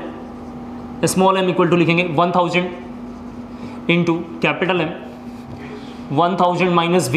इस फॉर्मूले से 2-3 क्वेश्चन आए हुए हैं। ये फॉर्मूला नहीं भी होगा तो भी आप क्वेश्चन कर सकते हैं, ये फॉर्मूला अगर नहीं भी है तब भी हम क्वेश्चन कर सकते हैं, लेकिन थोड़ा इसको रहने से थोड़ा जल्दी हो जाता है। तो 1000 इंटू D लिखा हुआ है ये, माइनस कैपिटल M, सब बच्चे यहाँ पर देखें, into molar mass of solute, into molar mass of solute. यहाँ बीच में जो कैपिटल M है मोलारिटी को रिप्रेजेंट कर रहे हैं। ये मोलालिटी है, ये मोलालिटी है, और ये बीच में जो है ये मोलारिटी डिफाइन कर रहे हैं। सर वो M ऊपर क्या है? ये मोलारिटी मोलारिटी है, हाँ, कैपिटल है, कैपिटल M से हमने इंडिकेट किया। तो ये जरा सा क्वेश्चन लिखना है आपको, ठीक है? कर लेंगे साथ हमारे हिसाब से। यस। 1-2 क्वेश्चन थोड़ा और हम देख लेते हैं। आप पीछे जो भी हमने क्वेश्चन किया है उसको सॉल्व अगर आप करते हैं तो सेम आंसर आएगा। पीछे जो भी हमने क्वेश्चन किया है आप उसको ट्राई करेंगे इनमें से कोई फॉर्मूला यूज़ करके, तो उससे सेम आंसर आने वाला है। 1-2 फॉर्मूले थोड़ा अगर हम और देखें तो जरा सा मोलारिटी का ये भी फॉर्मूला एक हो सकता है, जिसमें एक फॉर्मूला है 1000 इंटू, यहाँ पर रख सकते हैं जरा सा देखें आप, W और नीचे लिखेंगे M। ये M सॉल्यूट है, मास ऑफ सॉल्यूट है, या मास ऑफ सबस्टांस लिख देता हूँ, मास ऑफ सबस्टांस ज़्यादा अच्छा होगा, डिवाइडेड वॉल्यूम लीटर में, ये लिखा हुआ है। ये भी मोलारिटी का फॉर्मूला है, ये मास है, ये भी मोलारिटी का फॉर्मूला है। एक और मोलालिटी का फॉर्मूला, स्मॉल m मतलब मोलालिटी, मोलालिटी का फॉर्मूला देखेंगे तो लिखेंगे X सॉल्यूट, नीचे लिखेंगे X सॉल्वेंट एक्स सॉल्वेंट, फिर लिखना है वहाँ पे इंटू 1000 और m सॉल्वेंट या m सॉल्यूट लिख लो, मोलर मास ऑफ सॉल्यूट, ये लिखना है। नेक्स्ट फॉर्मूले, ये जरा से कॉपी करना चाहिए, बोलिए सुन रहा हूँ। हाँ ये वाला, ये मास ऑफ सबस्टांस है। एक्चुअली सबस्टांस हमने माना है तो मास ऑफ सबस्टांस ये वी लीटर में लिखा हुआ है, 1000 into W mass of substance into V litre, ठीक है। यहाँ मास ऑफ सॉल्यूट लिखा हुआ है, सॉल्यूट या यहाँ पे आप चेंज करके सॉल्वेंट लिख दो, ज़्यादा अच्छा रहेगा। जो अमाउंट बड़ा हो उसके लिए यूज़ करना है तो यहाँ पे लिखना सॉल्वेंट, ठीक है। हाँ ये ऊपर मास ऑफ सॉल्यूट है, ये मास ऑफ सॉल्यूट है, ये मास ऑफ सॉल्यूट है। एक क्वेश्चन थोड़ा काफ़ी इजी पहले लिख लो, मोल fraction of I2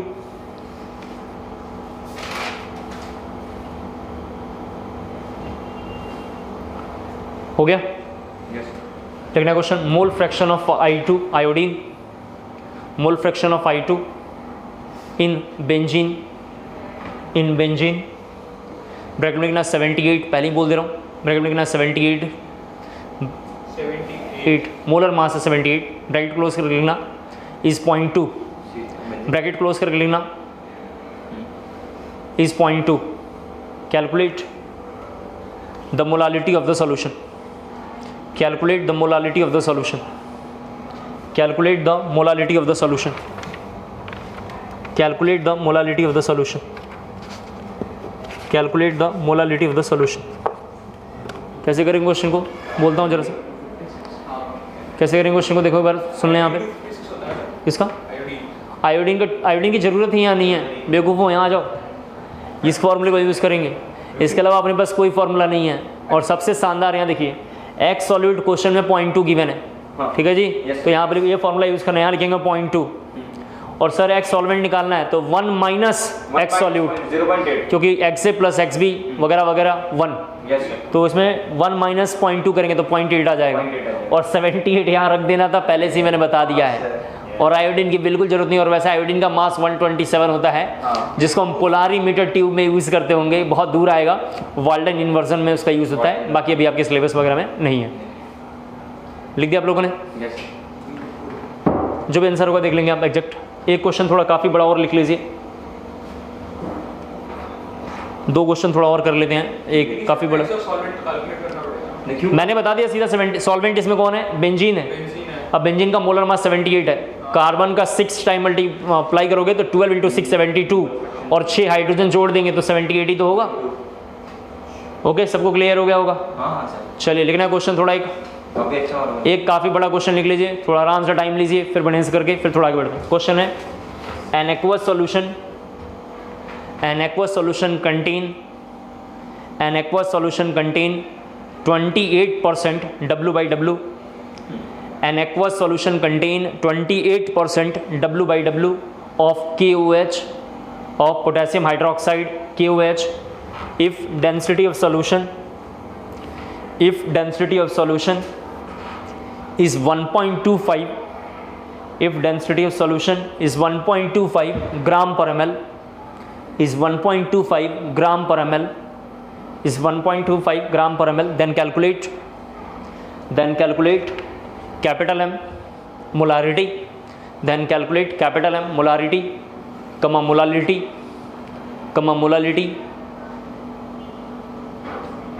small m, फिर लिखना है कमा देखिए % W by V and XKOH mole fraction of KOH निकालना है। इसको ज़रा जल्दी से करिए आप लोग सॉल्व।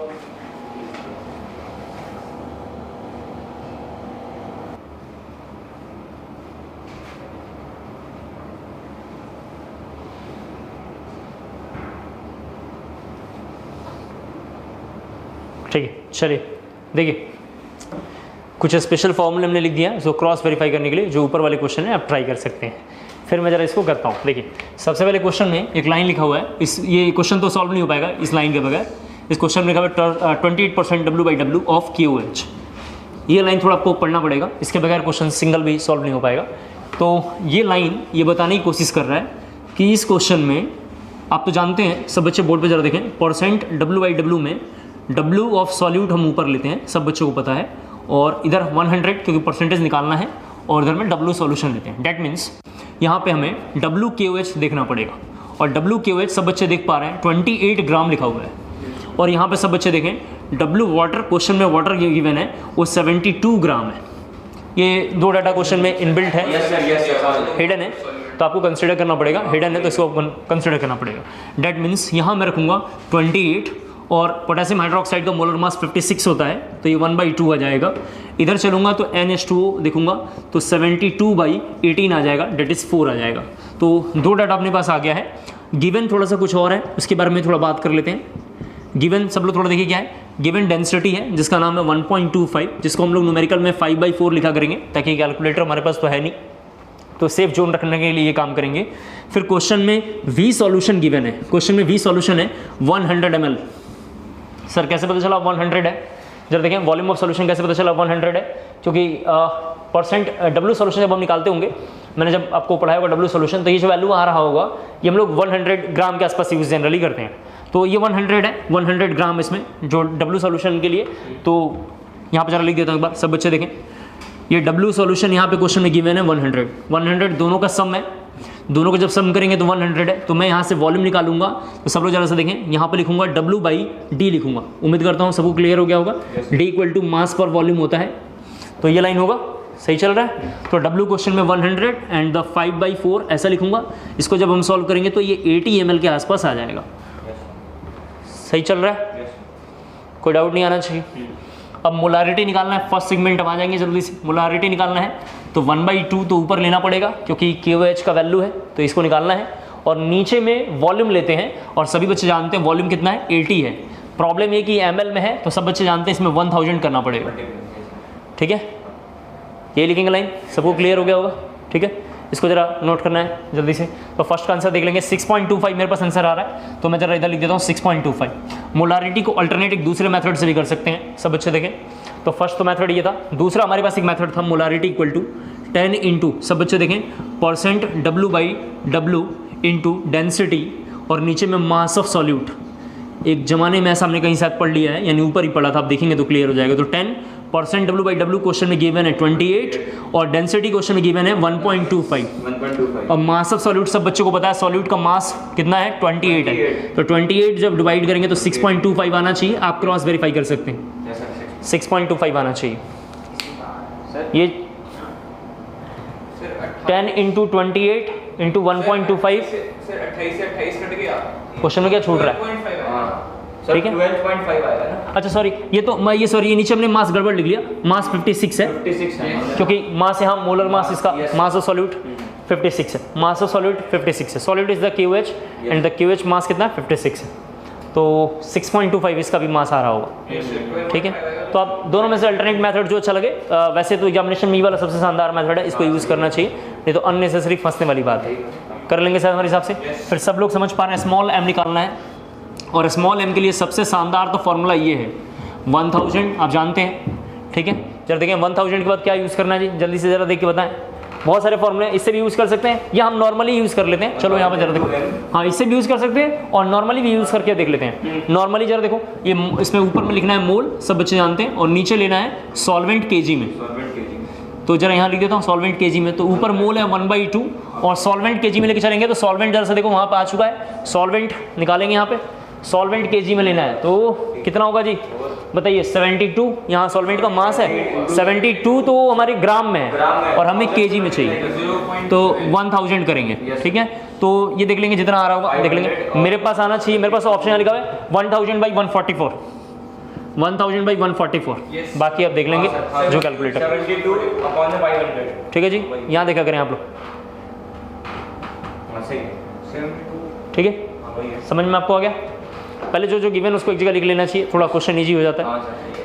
इधर रफ कर रहा हूँ। फिर क्वेश्चन में जब आगे चलेंगे तो परसेंट W/V पूछा हुआ है, परसेंट W/V निकालने के लिए फॉर्मूला लंबा पढ़ेंगे तो ज़्यादा फंस जाएंगे आप। परसेंट W/V के लिए सबसे आसान मेथड ये है कि परसेंट W/W इंटू डेंसिटी करेंगे, और परसेंट W/W क्वेश्चन में गिवन है 18 और डेंसिटी है 5/4, जरा देखें परसेंट 28 है, सॉरी ये 28 था, ये क्वेश्चन में गिवन है, फर्स्ट लाइन में गिवन था, मैंने बोर्ड रफ कर दिया है, फर्स्ट लाइन में 28 गिवन है, 5/4 करेंगे तो ये हो जाएगा 7 और ये 35% है, ठीक है। और मुझे अगर फाइनली एक्स के वेच निकालना होगा तो जिसको निकालना उसका मोल ऊपर, नीचे 1/2 प्लस, और वाटर का देखेंगे तो वाटर में सब बच्चे जानते हैं सीधा 4 आ रहा था, वाटर का मोल जो हमारे पास 4 आया था स्टार्टिंग में, फ्रंट पेज पे देखेंगे तो शायद ऐसा मैंने किया होगा। क्लियर हो गया? एक बार मैं पूरी बात बोल देता हूँ। पूरा चैप्टर 3 पार्ट में है। फर्स्ट पार्ट मतलब जो है कंसंट्रेशन है, एनसीईआरटी में 3 पार्ट में। फर्स्ट पूरे टर्म का नाम है कंसंट्रेशन, सेकंड टर्म्स का नाम है हेनरी लॉ, राउल्स लॉ, और टाइप्स ऑफ सॉल्यूशन जैसे आइसोटोनिक आप लिखा होगा उसमें, वगैरह वगैरह ये सब नाम में होगा, ठीक है। उसके बाद जो होगा हाइपरटोनिक, और उसका हाइपर के बाद इस तरीके से लिखा होगा हाइपोटोनिक्स वगैरह सॉल्यूशन लिखा होगा।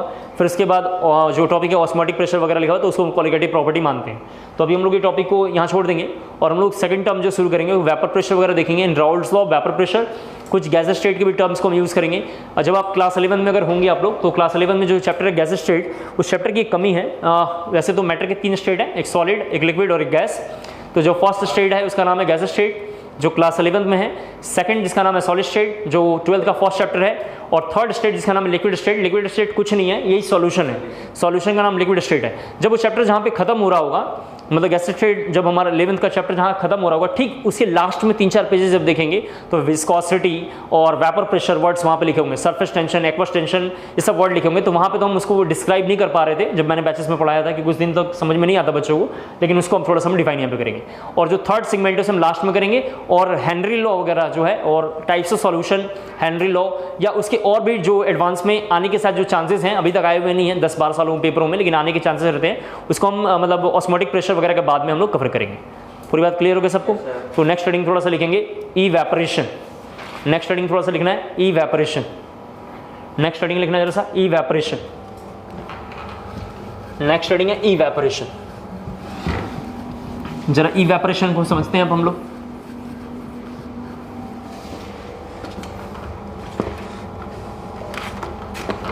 देखिए यहां पे सब लोग, हमारा मेन वैसे टॉपिक का नाम है वेपर प्रेशर। सब लोग जरा सा बोर्ड पे देखें, जिसका रियल नाम है वीपी। यहाँ पे जरा सा देखना एक बार, मैंने आपको बताया है मैटर के 3 स्टेट हैं, जिसको मैं जरा एक बार डिफाइन कर देता हूँ।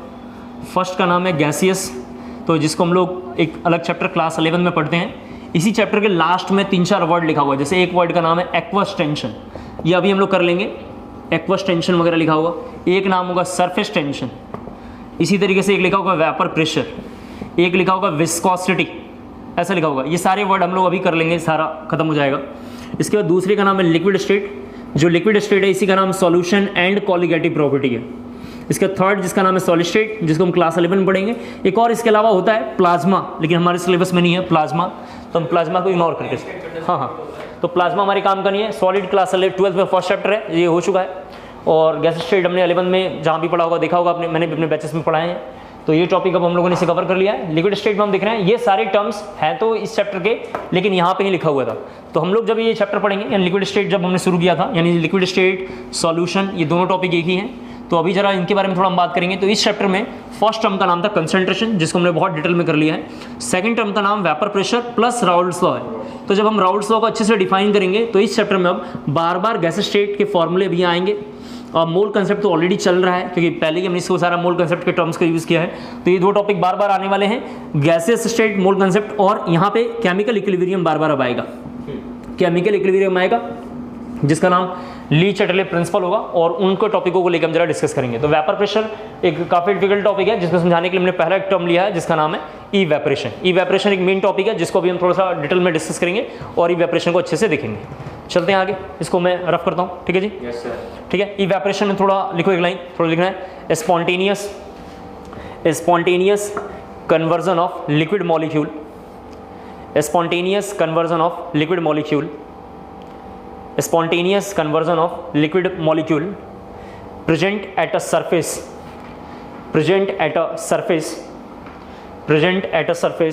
into vapor molecule is known as evaporation. Present at a surface into vapor molecule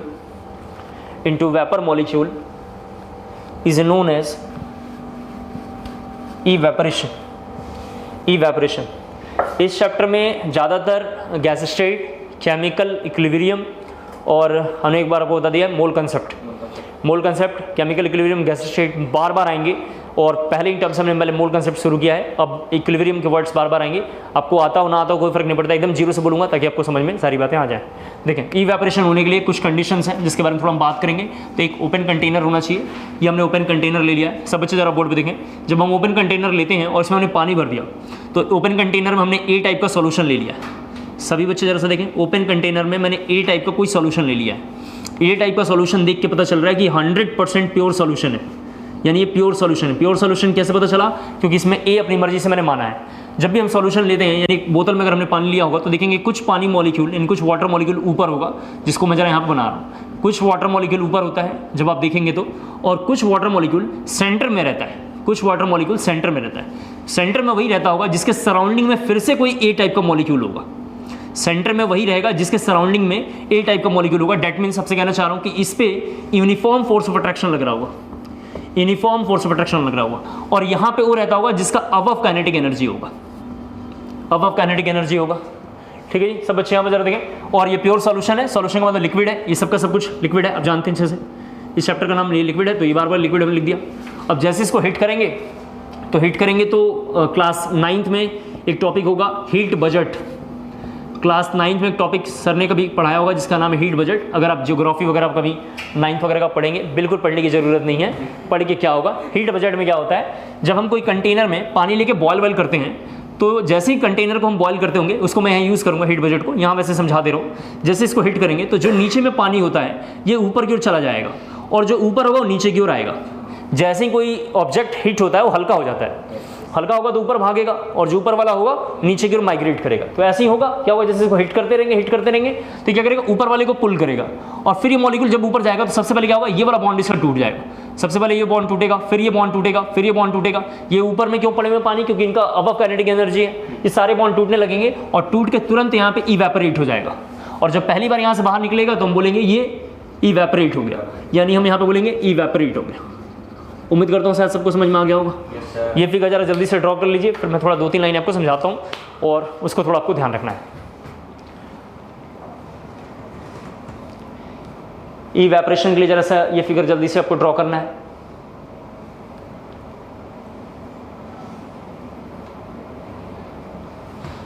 container में आप बी भी रख सकते हैं, लेकिन हमने ए टाइप का रखा है। ए का मतलब सब बच्चे जानते हैं वाटर है। वाटर कैसे पता चला सर आपको कि वाटर होगा, क्योंकि स्टार्टिंग में जब मैंने चैप्टर स्टार्ट किया था, जब पढ़ाना आपको, तो मैंने बताया था मोल फ्रैक्शन के टॉपिक में बी हम सॉल्यूट को मान रहे हैं और ए हमने सॉल्वेंट को माना है। और यूनिवर्सल सॉल्वेंट हमारे लिए वाटर है, तुमने ए को लेकर चला है, क्योंकि राउल्ट्स लॉ जब आएगा तो वहाँ ए और बी हमें डिफाइन करना है। इसलिए मैं शुरू से ही ए यानी सॉल्वेंट कंसिडर करके चल रहा हूँ। मैं कई बार रिपीट भी बार बार करता रहूँगा ताकि आपको चीज़ें एकदम समझ में आ पाए।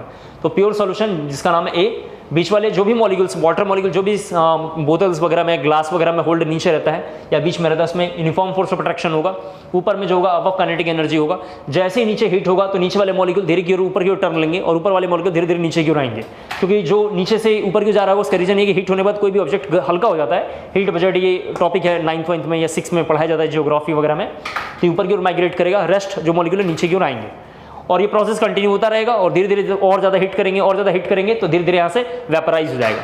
तो वेपराइज होने के लिए या इवेपोरेशन होने के लिए कुछ कंडीशंस होंगी जिसके बारे में थोड़ा हम बात करेंगे। तो लिखेंगे factor affecting evaporation, factor affecting rate of evaporation, factor affecting rate of evaporation, factor affecting rate of evaporation, factor affecting rate of evaporation. सबसे पहला पॉइंट लिखेंगे रेट ऑफ इवेपोरेशन, ब्रैकेट में लिखना R E, rate of evaporation को लिखना are E, R ई। सबसे पहली बात तो मुझे दिखाई दिया है कि इवेपोरेशन वेपर बनने के लिए कंटेनर बिल्कुल ओपन होना चाहिए। यहां पे कंटेनर ऊपर बना हुआ है, तो पहला पॉइंट लिखेंगे ओपन कंटेनर मस्ट। इवेपोरेशन के लिए फर्स्ट पॉइंट लिखेंगे ओपन कंटेनर मस्ट। ब्लॉक करके हिट करेंगे तो कंडेंस होकर फिर से वाटर बन जाएगा, तो आप समझ गए होंगे open container must. Second point, दूसरा पॉइंट लिखेंगे टेम्परेचर। जितना ज़्यादा टेम्परेचर बढ़ाएंगे, जितना ज़्यादा टेम्परेचर बढ़ाएंगे इवेपोरेशन उतना ज़्यादा बढ़ेगा। तो टेम्परेचर के डायरेक्टली प्रोपोर्शनल आर ई होगा। आर ई यहाँ लिखा पड़ा हुआ है, temperature is directly proportional to R E. R E मतलब रेट ऑफ इवेपोरेशन। आर यहाँ लिखा हुआ है, R is the full form rate of evaporation. Temperature जितना ज़्यादा बढ़ेगा उतना ज़्यादा होगा। गर्मी के दिनों में कपड़े तेज़ी से सूख जाते हैं, ठीक है, इवेपरेशन का एग्जाम्पल है। इसके बाद तीसरा जरा सा लिखना है नेचर ऑफ लिक्विड। तीसरा फैक्टर है जिसका नाम लिखना है नेचर ऑफ लिक्विड। तीसरा है नेचर ऑफ लिक्विड। होली का टाइम चल रहा है मान लेते हैं, या होली अभी 2-3 दिन पहले गुजरा है, कोई अगर पड़ोस से गुजर रहा हो और मान लेते हैं 3 कैंडिडेट हैं, जरा सा देखें आप ये रहे और ऊपर ये 3 बच्चे बैठे हुए हैं, ये 3 बच्चे छत पे बैठे हुए हैं। रंग इतना महंगा है कि माँ बाप रंग खरीद के तो देगा नहीं, क्योंकि हिंदू फेस्टिव में तो सीजन में आते ही रेट बढ़ा देते हैं। तो माँ बाप क्या करेंगे, छत पे 1 बाल्टी पानी भर के रख देंगे, लो बेटा आनंद लेते रहो। और बेटा क्या करेगा, वहाँ पे छोटे छोटे गुब्बारे आते थे, उसमें पानी वानी भर के और 1 बाल्टी रख देगा। पड़ोसी जैसे कोई आप जा रहे हैं क्लास व्लास करने मान लेते हैं, तो आपके ऊपर उठाया और इस बच्चे ने एक बस गुब्बारा जो भी है पानी से भरा हुआ आपके सीधा शर्ट में मार दिया। जैसे ही आपको गुब्बारा लगेगा आप तुरंत हंसते हुए बच्चे को मुस्कुरा के आगे बढ़ जाएंगे, क्योंकि आपको पता है कि मॉलिक्यूल तुरंत इवेपरेट हो जाएगा। थोड़ा सा आगे बढ़ेंगे तुरंत तो वेपराइज हो जाएगा और शर्ट को कोई खास नुकसान नहीं होगा, क्योंकि तो पानी था, कोई फर्क नहीं पड़ा। आप गुजरते गुजरते यहाँ आ गए, पहली बार में इसने क्या फेंका, वाटर फेंका है। देखिए अब जैसे यहाँ आए तो इसके पास तो माँ बाप ने रसना दिया था पीने के लिए, इस बच्चे ने क्या किया, रसना उठा के आपके ऊपर फेंक दिया, क्योंकि आप जा रहे थे। और जैसे इसने रसना फेंका तो आपके शर्ट पे गिरते ही इवेपरेट तो वो भी होगा, लेकिन आप समझ पा रहे हैं चिपचिपा सा शर्ट रह जाएगा। तो मन में बस हल्का फुल्का उसके लिए कुछ ना कुछ मतलब जो भी होगी आप उसके लिए तो कर ही देंगे कार्यक्रम। और तीसरा फिर जब आप यहाँ आगे बढ़ेंगे, यहाँ आएंगे तो इस बच्चे ने हनी फेंक दिया, मान लेते हैं आपके ऊपर हनी फेंक दिया। तो सबको अच्छे से पता है जैसे ही हनी शर्ट पे गिरेगा वो तुरंत आते ही क्लस्टर आते ही चिपक जाएगा और वेपराइज होने का तो कभी नाम ही नहीं लेगा, वहाँ से इवेपरेट तो हो नहीं सकता है। इन तीनों लाइन को देख के एक बात पता चल रहा है कि जिसकी विस्कोसिटी हाई होगी, जिसका फोर्स ऑफ अट्रैक्शन ज़्यादा होगा, उसका इवेपरेशन कम होगा। पानी तेजी से वेपराइज हो रहा है क्योंकि इसके बीच में केवल हाइड्रोजन बॉन्डिंग है, वीक फोर्स ऑफ अट्रैक्शन है। रसना में थोड़ा फोर्स ऑफ अट्रैक्शन नहीं, चिपचिपा सा क्या है, विस्कोसिटी का रीजन है कि इसमें कोई फोर्स ऑफ अट्रैक्शन है। और हनी में बिल्कुल स्ट्रॉन्ग फोर्स ऑफ अट्रैक्शन है, वो वेपराइज ही नहीं होगा। इसका मतलब ये होगा कि वेपराइज होने के लिए 2-3 कंडीशन, एक तो हीट जितना जल्दी करेंगे जितनी तेजी से वेपराइज, और दूसरा इनके बीच में भी ये कसम खा के ना बैठे हो बिल्कुल छोड़ेंगे नहीं। तो इसका मतलब हुआ कि इनके बीच में वीक फोर्स ऑफ अट्रैक्शन चाहिए। क्लियर हो गया? तो नेचर ऑफ जो भी लिखा आपने, नेचर ऑफ लिक्विड में लिखना R is inversely proportional to, nature of liquid में लिखना R is inversely proportional to force of attraction between 2 liquid molecule, force of attraction between 2 liquid molecule, force of attraction between liquid molecule लिखना, 2 से ज़्यादा ही है। Force of attraction between liquid molecule, force of attraction between liquid molecule. गर्मी के दिनों में छत पे 1 गिलास पानी रख दीजिए और 1 गिलास पानी छत पे गिरा दीजिए, दोनों में तेजी से इवेपोरेट जो फर्श पे गिरेगा वो होगा। इसका मतलब हुआ सरफेस एरिया बढ़ा, इवेपोरेशन फास्ट होगा। तो अगला पॉइंट लिखना जरा सा, surface area, surface area of the container. अगला पॉइंट लिखना है surface area of the container, surface area of the container. Surface area में लिखना है आपको, surface area of the container में लिखना है R is directly proportional to surface area of the container.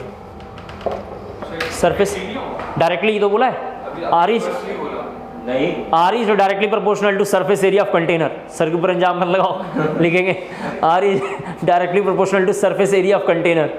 लिखना है इसका लास्ट पॉइंट, लास्ट पॉइंट थोड़ा सा लिखना है flow of dry air, flow of dry air over the surface, flow of dry air over the surface, flow of dry air over the surface, flow of dry air over the surface.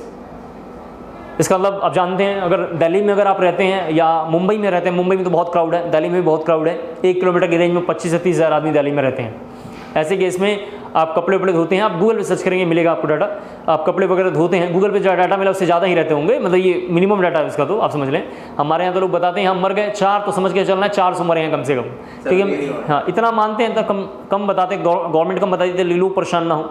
तो जब यहाँ कपड़े वपड़े generally आप धोते हैं दिल्ली वगैरह में, तो सूखने में टाइम लगता है। गांव में लोग तुरंत नहाते हैं, तो नहाने से पहले अगर आप में से जो भी होंगे देखेंगे, नहाने से पहले लोग कपड़े वगैरह क्या करते हैं, पहले पानी में धो के तुरंत डाल देते हैं वहीं पे, फूल पे घास पे डाल देते हैं और इधर नहाते हैं, और जैसे ही नहा के बाहर निकलते हैं कपड़ा तुरंत सूख गया रहता है। इसका मतलब ये हुआ है कि वहाँ ड्राई एयर चल रहा है, यहाँ पे क्या है, ह्यूमिडिटी बहुत ज़्यादा है, तो जितने मॉलिक्यूल बाहर आ रहे होंगे, क्लॉथ से बाहर आ रहे होंगे, उतने ही फिर से या उससे हल्का सा कम फिर से कपड़े की ओर माइग्रेट कर रहा हो।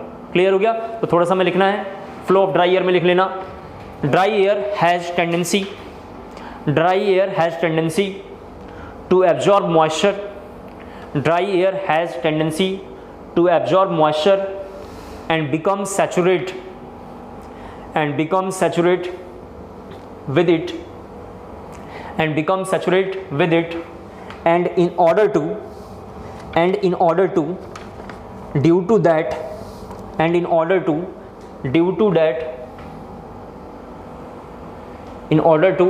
लिखना है, sorry, in order to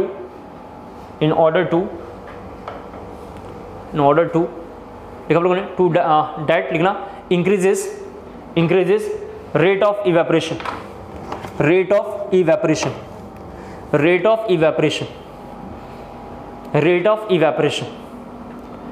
next से हेडिंग लिखेंगे वेपर प्रेशर. नेक्स्ट हेडिंग है वेपर प्रेशर.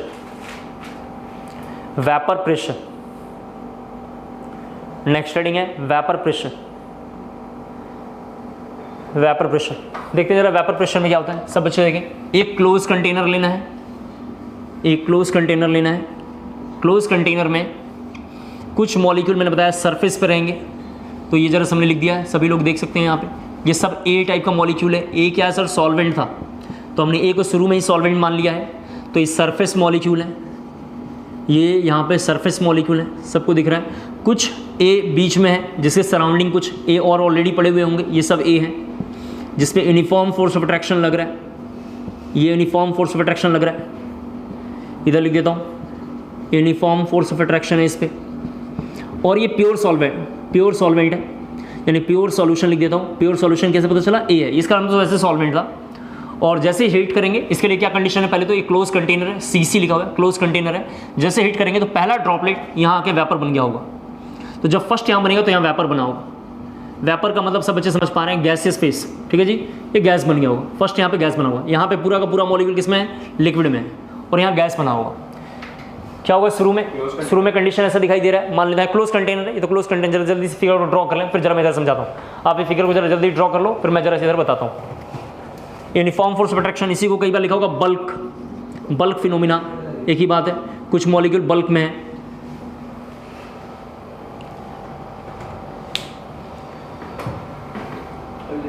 हो गया. यहाँ देखें, अगर आपने टाइम की वैल्यू 0 लिया, सब बच्चे जरा से देखें, टाइम की वैल्यू 0 है, ये रिएक्शन स्टार्ट नहीं हुई है. डेट मीन्स कंटेनर में, सब बच्चे देखें, डेट मीन्स कंटेनर में रिएक्टेंट की वैल्यू बहुत ज़्यादा होगी और प्रोडक्ट की वैल्यू, सब बच्चे बोर्ड पे देखें, प्रोडक्ट की वैल्यू 0 होगा. और आसान शब्दों में यहाँ थोड़ा देखना है, रिएक्टेंट की वैल्यू ज़्यादा है, टाइम की वैल्यू 0 पे. इसका मतलब ये रिएक्शन अभी स्टार्ट नहीं हुई है. लेकिन जैसे ही टी टाइम पे लिया, सब बच्चे जरा से देखें, 5-10 मिनट अपने टाइम लिया, टी टाइम लिया, तो ऐसे केस में रिएक्टेंट का रिएक्शन शुरू होगा. अब प्रोडक्ट अभी भी 0 है. प्रोडक्ट मान लेते हैं अभी भी 0 है, ये मान लीजिए 0 है. इसका मतलब मैं कहना चाह रहा हूँ, सब बच्चे देखें, इवैपोरेशन अब बढ़ना शुरू हो गया होगा. इवैपोरेशन फास्ट होगा. 5 मिनट बाद, 10 मिनट बाद जब हमने हीट करना शुरू किया होगा तो इवैपोरेशन फास्ट होगा. इसका मतलब एक ही प्रोसेस शुरू हुआ, ओनली वन प्रोसेस. यहाँ लिख देता हूँ. उस प्रोसेस का क्या नाम है सर? उस प्रोसेस का नाम है इवैपोरेशन. फिर देखें जरा सर, जैसे ही आपने हीट किया होगा तो पहला बबल यहाँ पे गया होगा, फिर आप हीट करते रहोगे, एक एक बॉल्स यहाँ पे आते हो रहे होंगे. इसको जैसे जैसे यहाँ पे मॉलिक्यूल धीरे धीरे यहाँ पे वेपर बनने लगेगा, तो एक टाइम ऐसा आएगा कि धीरे धीरे पूरा मॉलिक्यूल, लिक्विड वाला मॉलिक्यूल और वेपर वाला मॉलिक्यूल यानी गैसियस मॉलिक्यूल, ये दोनों के दोनों बराबर हो जाएंगे. और जैसे ही बराबर होंगे तो बोलेंगे इक्विलिब्रियम अटेंड कर लिया. एक बार मैं दोबारा बोलता हूँ, एक मॉलिक्यूल यहाँ से वेपराइज होकर यहाँ धीरे धीरे माइग्रेट करता हुआ ऊपर आएगा. शुरू में एक होगा, कंडेंस होना शुरू हो जाएगा, धीरे धीरे ये पूरा मॉलिक्यूल ऊपर की ओर माइग्रेट करते हुए आएंगे. तो शुरू में यहाँ पे आरी दिखाई दे रहा है, रिएक्टेंट इवैपोरेशन बहुत फास्ट हो रहा है और कंडेंसेशन अभी शुरू नहीं हुआ है. कंडेंसेशन इस पर शुरू नहीं हुआ है. एक टाइम ऐसा आएगा कि जहाँ लिक्विड और गैस में, गैस मतलब वेपर में लिख देता हूँ जिसका नाम गैस है, इनके बीच में इक्विलिब्रियम आ जाएगा. अब इस बात को जरा मैं यहाँ पे समझा रहा हूँ, जरा से देखें. इवैपोरेशन, अगर किसी बच्चे ने टी टाइम के बाद थोड़ा और कुछ टाइम लिया, मान लेते हैं टी टाइम के बाद थोड़ा और टाइम को इरेज किया, टाइम को बढ़ाया मान लेते हैं, तो ऐसे केस में रिएक्टेंट अब कम हो जाएगा और प्रोडक्ट बनने लगेगा. इसका मतलब सभी बच्चे यहाँ पे समझ पा रहे हैं कि इवैपोरेशन जो बढ़ रहा था वो धीरे धीरे कम होने लगेगा और वहाँ पे कंडेंसेशन, हम इसको लिख देते हैं कंडेंसेशन, ये लिखा हुआ कंडेंसेशन बढ़ने लगेगा. डेट मीन्स आरई की वैल्यू कम हो गया होगा और आरसी की वैल्यू बढ़ने लगेगा. रेट ऑफ कंडेंसेशन लिखा हुआ है, रेट ऑफ इवैपोरेशन लिखा हुआ है. ठीक चल रहा है जी. फिर सिस्टम में जैसे इक्विलिब्रियम आएगा, जिसका नाम हम देखेंगे अभी, इक्विलिब्रियम आएगा, ऐसे किसमें यहाँ पे क्या हो रहा है, यहाँ पे 2 प्रोसेस चल रहा है, यहाँ पे 2 प्रोसेस है। RE यहाँ पे लिख देता हूँ, ये लिखा हुआ है RE यहाँ पे दिखाई दे रहा है, RE थोड़ा ज़्यादा है और RC थोड़ा कम है, RC थोड़ा कम है। लेकिन जैसे ही सिस्टम ने इक्विलिब्रियम अटेंड किया होगा, इक्विलिब्रियम अटेंड करेगा, ऐसे केस में सभी बच्चे समझ पा रहे हैं, रिएक्टेंट प्लस प्रोडक्ट दोनों बनेंगे। डेट मीन्स आपसे कहना चाह रहा हूँ कि RE के डायरेक्टली प्रोपोर्शनल, मतलब या RE और RC दोनों बराबर हो जाएंगे, और जैसे ही बराबर होंगे तो हम बोलेंगे डायनेमिक इक्विलिब्रियम है, जैसे ही बराबर होंगे तो हम बोलेंगे डायनेमिक इक्विलिब्रियम। वेपर प्रेशर, जैसे कि नाम से ही पढ़ के पता चल रहा है, वेपर का प्रेशर जनरेट हो, उसका नाम है वेपर प्रेशर। वेपर का प्रेशर इस कंटेनर पे जब लगेगा तो वेपर प्रेशर है। तो इसका मतलब मुझे 3-4 बातें बोलना है, उसको मैं एक बार बोल देता हूँ, सुन लें आप। वेपर प्रेशर होने के लिए क्लोज कंटेनर मस्ट है, क्योंकि वेपर बन के ऊपर जाएगा, धीरे धीरे वेपर बनते हुए ऊपर की ओर आ जाएंगे। जैसे ही वेपर थोड़े ज्यादा अमाउंट में होने लगेंगे वो नीचे की ओर प्रेशर जनरेट करेंगे, तो उसका नाम बुक्स वाले मानते हैं वेपर प्रेशर है। हमारे टर्म में क्या है कि जैसे जैसे ये कंडेंस, यहाँ पे लिक्विड बन गया, लिक्विड से वेपर बन गया, वेपर बनने के बाद ये धीरे धीरे नीचे की ओर आना शुरू करेगा, यानी कंडेंस होने लगेगा। ये जितनी स्पीड से कंडेंस होने की कोशिश करेगा उतनी ही स्पीड से लिक्विड से वेपर बनने की भी कोशिश कर रहा होगा। इसका मतलब हो गया सिस्टम ने इक्विलिब्रियम अटेंड कर लिया, ना ऊपर जा रहा होगा ना नीचे आ रहा होगा। इक्विलिब्रियम जैसे ही अटेंड करेगा, इसी इक्विलिब्रियम का अब नाम अब हमारे लिए वेपर प्रेशर है। इक्विलिब्रियम हमारे लिए क्या है, वेपर प्रेशर है। एनसीईआरटी में वेपर प्रेशर वो है जो वेपर प्रेशर जनरेट करता हो, उसका नाम है वेपर प्रेशर। केमिकल इक्विलिब्रियम में मैंने क्लास 11th के बैचेस में एक बार पढ़ाया होगा आपको types of equilibrium, chemical equilibrium में। तो 2 तरीके का इक्विलिब्रियम है, एक का नाम है केमिकल इक्विलिब्रियम जो उस चैप्टर का ऑर्गन है जिसको हमने वहां पढ़ा है, और वहां पे एक लिखा हुआ फिजिकल इक्विलिब्रियम। तो फिजिकल इक्विलिब्रियम जब आप घर पे जाके देखेंगे तो उसमें हमने लिखवाया था एलोट्रॉपिक चेंजेस और फेज चेंजेस। फेज का मतलब हुआ सॉलिड से लिक्विड, लिक्विड से गैस वगैरह में। तो जो फेज चेंजेस है यानी फिजिकल इक्विलिब्रियम है, फिजिकल इक्विलिब्रियम का ही नाम यहाँ पे आके वेपर प्रेशर है। यानी क्लास 11-12 में जो फिजिकल इक्विलिब्रियम लिखा होगा उसका नाम यहाँ पे वेपर प्रेशर है। वेपर प्रेशर होने के लिए मस्ट है कि क्लोज कंटेनर होना चाहिए, क्लोज कंटेनर नहीं होते प्रोसेस नहीं चलेगा। दूसरी बात, टाइम वैल्यू 0 लेंगे तो रिएक्शन बिल्कुल स्टार्ट नहीं हुआ है, आपने हीट करना शुरू किया, टी टाइम पे इवेपोरेशन तेजी से होगा, लेकिन कुछ देर बाद इवेपोरेशन जो बढ़ रहा था तो धीरे धीरे कम होने लगेगा, क्योंकि कुछ ना कुछ वहाँ कंडेंसेशन का भी प्रोसेस शुरू हो गया होगा। एक टाइम ऐसा आएगा जितनी तेजी से इवेपोरेट होकर ऊपर जा रहा होगा उतनी तेजी से कंडेंस होकर नीचे आ रहा होगा, तो दोनों टाइम में ये वैल्यू बराबर हो गया होगा, इसको बोलेंगे डायनेमिक इक्विलिब्रियम। उम्मीद करता हूँ सबको शायद समझ में आ गया होगा। इसको जरा जल्दी से एक बार नोट कर लीजिए, फिर थोड़ा सा हम लोग अब आगे बढ़ेंगे और थोड़ा सा देखते हैं इन सारी बातों को। 15-20 मिनट और आगे पढ़ाएंगे, चिंता मत करिए, ठीक है। वेपर प्रेशर बहुत इंपॉर्टेंट टॉपिक है, इसके बगैर राउल्ट्स लॉ बिल्कुल हम लोग कर नहीं पाएंगे। तो आगे फिर उसके बाद देखेंगे टॉपिकों को।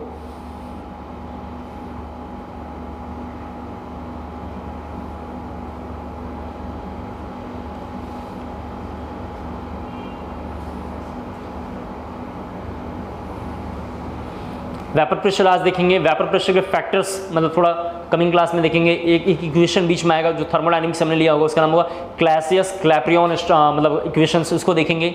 फिर राउल्ट्स लॉ देखेंगे, Raoult's law versus Dalton's law को देखेंगे। फिर Graham's law of diffusion words को भी लेकर आएंगे। डिफ्यूजन, इफ्यूजन, ऑस्मोसिस में भी हम कंपेयर करेंगे। ऐसे करते हुए चलेंगे तो चैप्टर थोड़ा बड़ा हो जाएगा लेकिन एकदम अच्छे से समझ में आ जाएगा, और इस चैप्टर में फिर कोई न्यूमेरिकल रह नहीं जाएगा। प्रॉब्लम ये रहता है कि बीच बीच के टॉपिक हटा देने से न्यूमेरिकल थोड़ा हमारे नहीं बनते होंगे।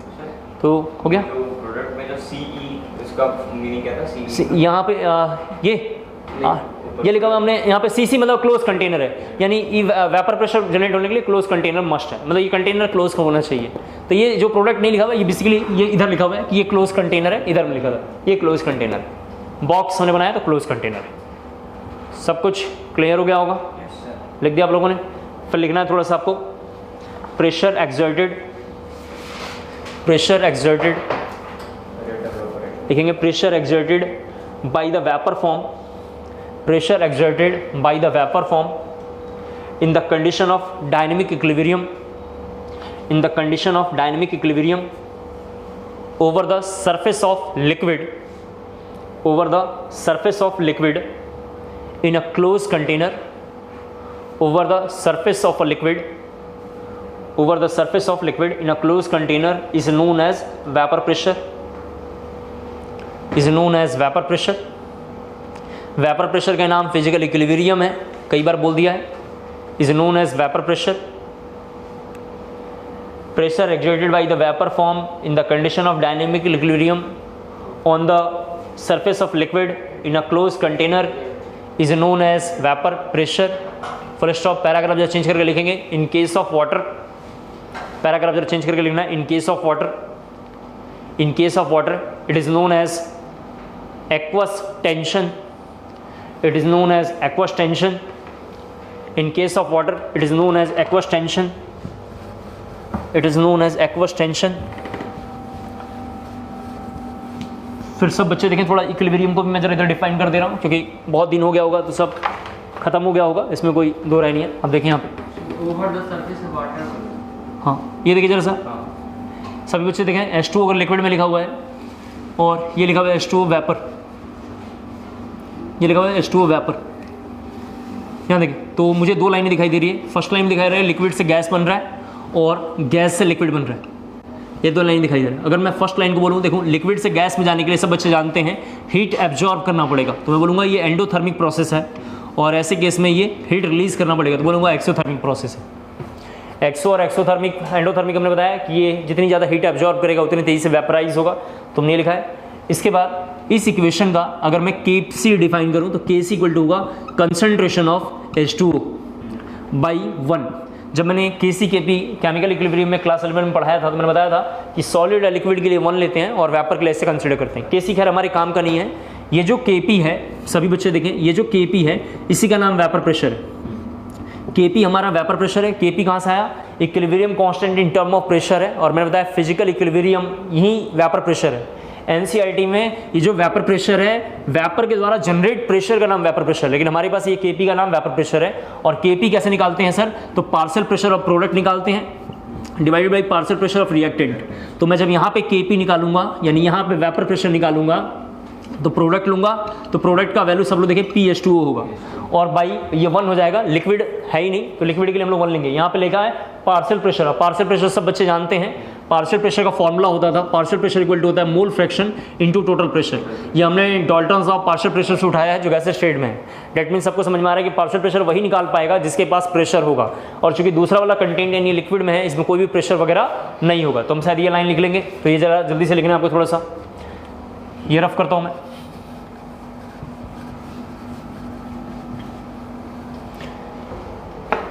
फिर जरा देखें, एक टॉपिक हमने ये तो हमने लिख दिया, थोड़ा सा कैसे निकालते होंगे। फिर एक टॉपिक का नाम है, एनसीईआरटी में हमने पढ़ा होगा, इफेक्ट। इफेक्ट, ठीक है, देखते हैं जरा से इफेक्ट क्या है। इफेक्ट को करने के लिए एक टॉपिक, इफेक्ट का नाम ली चैटरले प्रिंसिपल है। ली चैटरले प्रिंसिपल है, ली चैटरले प्रिंसिपल। क्लास 11 में मैंने इक्विलिब्रियम पढ़ाते पढ़ाते 11 और 12 बैच में कम से कम 500-600 बार बच्चों को बोलता हूँ कि इक्विलिब्रियम को ब्रह्मा जी ने वरदान दिया है कि टेम्परेचर को छोड़ के इसको कोई इफेक्ट नहीं कर सकता है। इफेक्ट देखेंगे इक्विलिब्रियम का या ली चैटरले प्रिंसिपल अगर देखेंगे तो बुक्स में जब जाके देखेंगे तो इफेक्ट ऑफ लिखा हुआ कंसंट्रेशन, इफेक्ट ऑफ कंसंट्रेशन। दूसरा पॉइंट लिखा हुआ effect of pressure, effect of pressure. तीसरा जो होता है उसका नाम है इफेक्ट ऑफ यहाँ पर लिख देता हूँ मतलब वॉल्यूम, ये वेबर प्रेशर के लिए इफेक्ट ऑफ वॉल्यूम। हाँ, फिर फोर्थ यहाँ पे जरा से लिखा हुआ है effect of volume. Addition of inert material, addition of inert material, addition of inert material, addition of inert material. And 5 जो होगा उसको देखेंगे effect of temperature, effect of temperature. तो हम लोग ये लाइन जरा देखेंगे, ये काम का बस हमारे। दोबारा एक बार बोलता हूँ, वेपर प्रेशर का नाम हमारे लिए इक्विलिब्रियम है, equilibrium constant in term of pressure. Kp is known as vapour pressure, जो क्लास 11 में फिजिकल इक्विलिब्रियम है वहाँ पे टॉपिक मैं बैचेस में नहीं पढ़ाता हूँ क्योंकि समझ में नहीं आएगा बच्चों को। इसको हम सॉल्यूशन एंड कॉलिगेटिव प्रॉपर्टी में करेंगे। इक्विलिब्रियम को ब्रह्मा जी ने वरदान दिया है कि इसमें कंसंट्रेशन में चेंज कर लो, प्रेशर में चेंज कर लो, वॉल्यूम में चेंज कर लो, इनर्ट मटेरियल कर दो, कुछ भी कर दो, इक्विलिब्रियम थोड़ी देर के लिए परेशान होगा लेकिन फिर से अपने आप को बैलेंस कर लेगा। तो हम बस यहाँ पे टेम्परेचर को देखेंगे क्योंकि इफेक्ट ऑफ टेम्परेचर यहाँ पे दिखाई देगा क्योंकि लिक्विड से गैस करने के लिए टेम्परेचर को रेज करना पड़ेगा।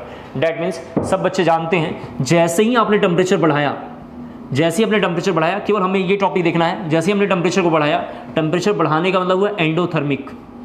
जैसे ही टेम्परेचर को बढ़ाएंगे तो ऐसे केस में सब बच्चे जरा से यहाँ देखें Kp बढ़ने लगेगा, Kp या Kc जो लिखना लिख दो, दोनों बढ़ने लगेगा। डेट मीन्स ये H2O तेजी से वेपराइज होगा, तेजी से ज़्यादा होगा। तेजी से वेपराइज होने का मतलब ये हो गया, मैं इसको जरा इधर रफ करके लिख रहा हूँ, तेजी से वेपराइज का मतलब ये होगा मैक्सिमम प्रोडक्ट बनेगा, यानी मैक्सिमम प्रोडक्ट बनेगा, मैक्सिमम प्रोडक्ट बनेगा। मैक्सिमम प्रोडक्ट का मतलब सब बच्चे समझ पा रहे हैं, ज़्यादा से ज़्यादा वेपर प्रेशर जनरेट होगा। जितना ज़्यादा वेपर प्रेशर जनरेट कराना है उतना ज़्यादा टेम्परेचर बढ़ाएंगे, उतना ज़्यादा केपी बढ़ेगा। केसी मतलब वेपर प्रेशर के लिए डिफाइन नहीं है, सिर्फ और सिर्फ केपी है, लेकिन मैंने यहाँ केसी इसलिए लिखा है क्योंकि केपी और केसी दोनों इक्विलिब्रियम कांस्टेंट है, बट एक इन टर्म ऑफ मतलब कंसंट्रेशन है और एक इन टर्म ऑफ प्रेशर है। उम्मीद करता हूँ शायद सब कुछ समझ में आ गया होगा। ठीक है, इक्विलिब्रियम में थोड़ा हमें 2-3 लाइनें और लिखनी है, जरा उसको लिखेंगे और फिर उसके बाद रहने दिया जाएगा। तो थोड़ा अगला लाइन लिखना है, लिखेंगे वेपर प्रेशर। ये मैक्सिमम प्रोडक्ट का सेंस ये है कि जितना ज़्यादा हम अगर केपी को बढ़ाएंगे, टेम्परेचर जितना ज़्यादा बढ़ाएंगे, इसमें जितना ज़्यादा टेम्परेचर बढ़ाएंगे रिएक्शन आगे की ओर फॉरवर्ड की ओर जाएगी। जितना ज़्यादा फॉरवर्ड जाएगा उतना ज़्यादा वेपराइज जनरेट होगा, और जितना ज़्यादा वेपर होगा, जितना ज़्यादा वेपराइज होगा, जितना ज़्यादा वेपर होगा उसका बोलेंगे उतना ज़्यादा केपी होगा। तो extent of forward reaction maximum होगा, extent of forward reaction maximum होगा। इक्विलिब्रियम कांस्टेंट क्लास 11 में इक्विलिब्रियम कांस्टेंट एंड प्रॉपर्टीज ये आसपास मैंने टॉपिक करवाया होगा, उसमें हमने बताया था प्रॉपर्टीज नंबर 4 और 5 से मैक्सिमम क्वेश्चन जेई में है और नीट में है, उससे ही सबसे ज़्यादा क्वेश्चन आए हुए हैं, मैंने केमिकल इक्विलिब्रियम की क्लास में डिस्कस किया होगा। ठीक है, नेक्स्ट जरा इसके बाद हम लोग चलेंगे, जरा लिखना थोड़ा सा हमें 2-3 लाइनें लिखेंगे। Vapour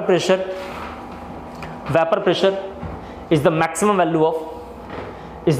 value of partial pressure is the maximum value of partial pressure at the given temperature. Maximum value of partial pressure at the given temperature. Vapour pressure मुझे ऐसा दिखाई दिया जब मैंने फिगर ड्रॉ किया था, मैं बताना चाहता हूँ, ऐसे मुझे दिखाई दिया कि एक लिक्विड मॉलिक्यूल जैसे ही मैंने हिट किया वो कंडेंस होकर ऊपर गया, फिर दूसरे को हिट किया, मतलब पूरा एक कंटेनर में मॉलिक्यूल वाटर मॉलिक्यूल को हिट कर रहा हूँ, एक मॉलिक्यूल ऊपर जा रहा है और एक एक जाके इंडिविजुअल अपना प्रेशर जनरेट कर रहा है। कंटेनर की वॉल पे या नीचे यानी सरफेस पे जो मॉलिक्यूल टिके हुए हैं ऊपर से एक एक अपना प्रेशर जनरेट कर रहे हैं। Individual pressure is known as partial pressure, और अचानक से जब सबका प्रेशर एक साथ जनरेट हो गया रहा है उसका नाम है टोटल प्रेशर। यहाँ पे टोटल प्रेशर ही वेपर प्रेशर है, यहाँ पे टोटल प्रेशर क्या है? Vapour pressure. Sum of all partial pressure is known as total pressure, और उसी का नाम यहाँ पे वेपर प्रेशर है। लिखना है फिर इसके बाद थोड़ा सा इसी में लिखेंगे, if PP partial pressure increases, if PP partial pressure increases after this value, if PP increases after this value, that is maximum value, then some vapor will condense,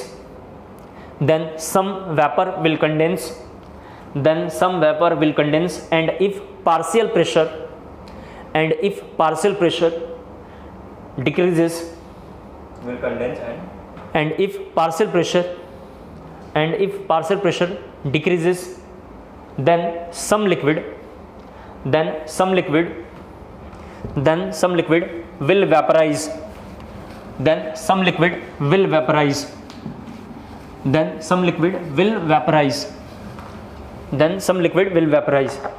एक बार जब सिस्टम इक्विलिब्रियम में आ जाएगा तो कंटिन्यू प्रोसेस अपने आप चलता रहता है। आप में से प्रेशर में चेंज करेंगे तो कुछ ना कुछ चेंजेस आएगा। जब आप ली चैटरले प्रिंसिपल क्लास 11 में अगर देखेंगे आप तो इफेक्ट ऑफ, मैंने एक बार आपको पढ़ाया हुआ वहाँ पे इक्विलिब्रियम कांस्टेंट वगैरह करके उसकी प्रॉपर्टी, तो ली चैटरले प्रिंसिपल में बोलता है कि प्रेशर बढ़ाएंगे अगर आप, जैसे अगर मुझे अमोनिया बनाना होता, मैं ये लिखना नहीं है, रफ है, अमोनिया बनाना है तो मैं LPHB रखूँगा, लो प्रेशर हाई वॉल्यूम, इस तरीके से मैं रखूँगा। इसका मतलब ऐसे ही कहीं ना कहीं में और दिखाई देगा, जितना ज़्यादा हम प्रेशर को बढ़ाएंगे तो रिएक्शन किधर जाएगा उसके नेचर पे डिपेंड करता है, मतलब डेल्टा NG वगैरह पे डिपेंड कर रहा होगा। ये इक्विलिब्रियम की प्रॉपर्टी है, delta NG equal to 0 that is equilibrium, delta NG greater than 0 that is forward reaction, delta NG less than 0 जब हमें दिखाई देता है तो बैकवर्ड वगैरह। यहाँ हम Q और K को कंपेयर भी करते हैं, सब बच्चे जानते हैं Q और K को कंपेयर करेंगे, इस तरीके से कंपेयर करते हैं तो सब बच्चे जानते हैं ये हम लोग इक्विलिब्रियम मानते हैं। जैसे यहाँ देखना, और Q और K डेट इज KP हो सकता है और KC हो सकता है, ये सब रफ है तो इसको सब बच्चे जानते हैं। बैकवर्ड की ओर आएगा और Q इस तरीके से हमें दिखाई, मतलब सॉरी ये फॉरवर्ड की ओर है, और उसके बाद Q ज़्यादा होगा और K कम होगा, K डेट इज KP और KC, इनमें से कोई भी एक वैल्यू तो बैकवर्ड की रिएक्शन होता है। और डेल्टा NG मैं आपसे कहना चाह रहा था कि डेल्टा NG इक्वल टू 0 होगा, मैं ये इनिशियली लाइन बोलना चाह रहा था। ऐसे केस में KC एंड KP बराबर होता है और डेल्टा NG लेस देन 0 होता है, तो ऐसे केस में KC ज़्यादा होगा और KP कम होगा, क्योंकि ये गैस के लिए डिफाइन है, लिखा हुआ है यहाँ पे मोल, जो change in mole in gases face. और डेल्टा NG ग्रेटर देन 0 अगर हम लेते हैं तो KP ज़्यादा से ज़्यादा बनता है और KC कम होता है। ये सब इक्विलिब्रियम के टर्म्स हैं जिसको मैंने थोड़ा एक बार यहाँ पे इंट्रोड्यूस किया है। ये सब रफ है, ये सब किसी काम का नहीं है, ऐसे ही मैंने थोड़ा एक बार आपको समझाने की कोशिश किया कि फॉरवर्ड जाने के लिए क्या क्या कंडीशन होती है। तो ये सब कंडीशन है जो जनरली इस चैप्टर को करने के लिए, यानी सॉल्यूशन एंड क्वालिटेटिव प्रॉपर्टी थोड़ा डिफिकल्ट चैप्टर है। सॉल्यूशन और इलेक्ट्रोकाइनेटिक्स 3 चैप्टर हैं। सॉल्यूशन को करने के लिए क्लास 11 में मोल कंसेप्ट, गैस स्टेट और केमिकल इक्विलिब्रियम अच्छे से आना चाहिए। इलेक्ट्रोकेमिस्ट्री करने के लिए मोल कंसेप्ट, आयनिक इक्विलिब्रियम मस्ट है और मोल कंसेप्ट 2 ये मस्ट है, अगर इसके बगैर आप कर नहीं पाएंगे। काइनेटिक्स करने के लिए मोल कंसेप्ट और सिर्फ केमिकल इक्विलिब्रियम होना चाहिए। तो हमें थोड़ा 2-3 लाइन लिखना है, लिखेंगे थोड़ा सा इसके बाद। वेपराइज लिखा आप लोगों ने, वो जरा सा लाइन लिखा आप लोगों ने, थोड़ा सा लाइन, लास्ट लाइन को जरा बोल दे रहा हूँ। Then some liquid will vaporise, उसका लिखना अंटिल फर्स्ट पॉइंट लिखेंगे maximum value of partial pressure, maximum value of partial pressure is obtained, maximum value of partial pressure is obtained और all the liquid molecule will vaporise, और all the liquid molecule will vaporise, और all the liquid molecule will vaporise, all the liquid molecule will vaporise. मैं आपको ये बात समझाना चाह रहा था कि इक्विलिब्रियम को ब्रह्मा जी ने वरदान दे रखा है कि इसको टेम्परेचर छोड़ के किसी में भी चेंजेस करते हैं आप, जैसे कंसंट्रेशन बढ़ा दें, वॉल्यूम में चेंजेस कर दें, मास में चेंजेस कर दें, मोल में चेंजेस कर दें। इसके अलावा कोई भी मेजरेबल प्रॉपर्टी, वॉल्यूम, प्रेशर, किसी में चेंजेस कर दें, इक्विलिब्रियम थोड़ी देर के लिए, थोड़े टाइम के लिए वो डिस्टर्ब होगा, लेकिन फिर से अपने आप को इक्विलिब्रियम अटेंड कर लेगा। सिर्फ ये सेम वही लाइन लिखी हुई है, बस लिखने का पैटर्न यहाँ बदल गया है, क्योंकि यहाँ बार बार हम वेपर और लिक्विड बोल रहे हैं, तो इसका नाम वेपर प्रेशर, लिक्विड प्रेशर है। क्लियर हो गया आपको? थोड़ा सा नेक्स्ट लिखना है थोड़ा सा इसके बाद। इट्स डिनोटेड बाई P0A, ये लिखना है, it's denoted by P0A। P0A का मतलब हुआ P0, इसको पढ़ते हैं, P0A लिखना है। P0 इक्वल टू लिखना है vapour pressure of pure liquid, vapour pressure of pure liquid, और लिक्विड का नाम A था, इनिशियली हमने ये लिया है, तो प्योर लिक्विड A लिखना है, pure liquid A। Vapour pressure को डिफाइन करने के लिए बुक्स में नॉट सिंबॉलिक होगा, प्योर लिक्विड के लिए P0 हम पढ़ते हैं, अगर केवल PA लिखा होगा तो मिक्स है, PA इज द मिक्स। जैसे रोल्स लॉ, रफ ऐसा रोल्स लॉ, ऐसा कहीं वर्ड अभी आएगा, कहीं देखेंगे हम, तो ये PA PB मतलब मिक्स है ये, और P0 अगर लगा होगा ये 100% प्योर है, या P0 भी लगा होगा तो 100% प्योर है। फिर लिखना थोड़ा सा उसमें PA इक्वल टू लिखना है partial pressure, PA equal to partial pressure of A, capital A, PA equal to partial pressure of A। P0A question में हमेशा गिवन होगा, P0A क्वेश्चन में हमेशा गिवन होगा, तो उसके P0A के साइड पे कहीं लिख लेंगे गिवन होगा। रीजन क्यों है गिवन है? क्योंकि P0 एक वेपर प्रेशर है, वेपर प्रेशर एक इक्विलिब्रियम कांस्टेंट है, इक्विलिब्रियम कांस्टेंट क्वेश्चन में हमेशा गिवन हुआ रहता है। हमने केमिकल और आयनिक इक्विलिब्रियम में देखा है कि डाटा हमेशा गिवन होगा, डेट मीन्स P0A क्वेश्चन में हर वक्त कहीं ना कहीं गिवन होगा, और PA ऑफ कोर्स पार्शियल है, तो इसको हम कैलकुलेट करके निकालेंगे। तो दूसरा लिखना है थोड़ा सा कैलकुलेटेड, दूसरा लिखना है कैलकुलेटेड। लास्ट लाइन लिखेंगे वेपर प्रेशर, इक्विलिब्रियम के जो लास्ट लाइन में आता है, आपसे इक्विलिब्रियम को वरदान है, टेम्परेचर चेंज कर सकता है, और इक्विलिब्रियम की पूरी वैल्यू टेम्परेचर के अलावा कोई इफेक्ट नहीं कर सकता। तो हमें यही लाइन लिखना है vapour pressure of any pure liquid, vapour pressure of any pure liquid depends only and only upon temperature, vapour pressure of any pure liquid depends only and only upon temperature, and its numerical value will be given in the problem, and its numerical value will be given in the problem, and its numerical value will be given in the problem, and its numerical value will be given in the problem। Class 11th में हमने chemical और ionic equilibrium में भी कई बार बोला, इस chapter को बार बार repeat कर रहा हूँ। केमिकल इक्विलिब्रियम, गैस स्टेट, मोल कंसेप्ट और अच्छा रहेगा, तभी इसमें एकदम परम सुख है, अदरवाइज आपसे न्यूमेरिकल नहीं बनेगा। इस चैप्टर की डिमेरिट है, और मैंने इसको बहुत डिटेल में पढ़ाने की कोशिश करी है, और सभी बच्चे जानते हैं इक्विलिब्रियम जो वहाँ पे बार बार चल रहा है वही इक्विलिब्रियम में वेपर प्रेशर है। और इक्विलिब्रियम को वरदान है कि टेम्परेचर के अलावा उसको कोई चेंज नहीं कर सकता है। आप साइज में चेंजेस कर दो, मोल में, मास में, वॉल्यूम में, प्रेशर में, किसी में चेंज कर दो, इक्विलिब्रियम फिर से अटेंड कर लेगा। तो लास्ट लाइन थोड़ा सा हमें लिखना है, लिखेंगे vapour pressure of any liquid, vapour pressure of any liquid does not depend upon, vapour pressure of any liquid does not depend upon amount of liquid, volume of vessel, or shape oblique size of container, or shape SHAP, shape or size, shape oblique size of container। That means equilibrium को कोई भी आके effect नहीं कर सकता। कौन नहीं करेगा? मेजरेबल प्रॉपर्टी इक्विलिब्रियम को इफेक्ट नहीं करेगा। इक्विलिब्रियम बस हमेशा टेम्परेचर से बचने की कोशिश करेगा। नेक्स्ट स्टडी लिखेंगे फैक्टर अफेक्टिंग वेपर प्रेशर, जो हम लोग कमिंग क्लास में करेंगे, फैक्टर अफेक्टिंग वेपर प्रेशर। ठीक है, इतना बहुत है हमारे लिए, मुझे लगता है कि पर्याप्त चल रहा है इतना।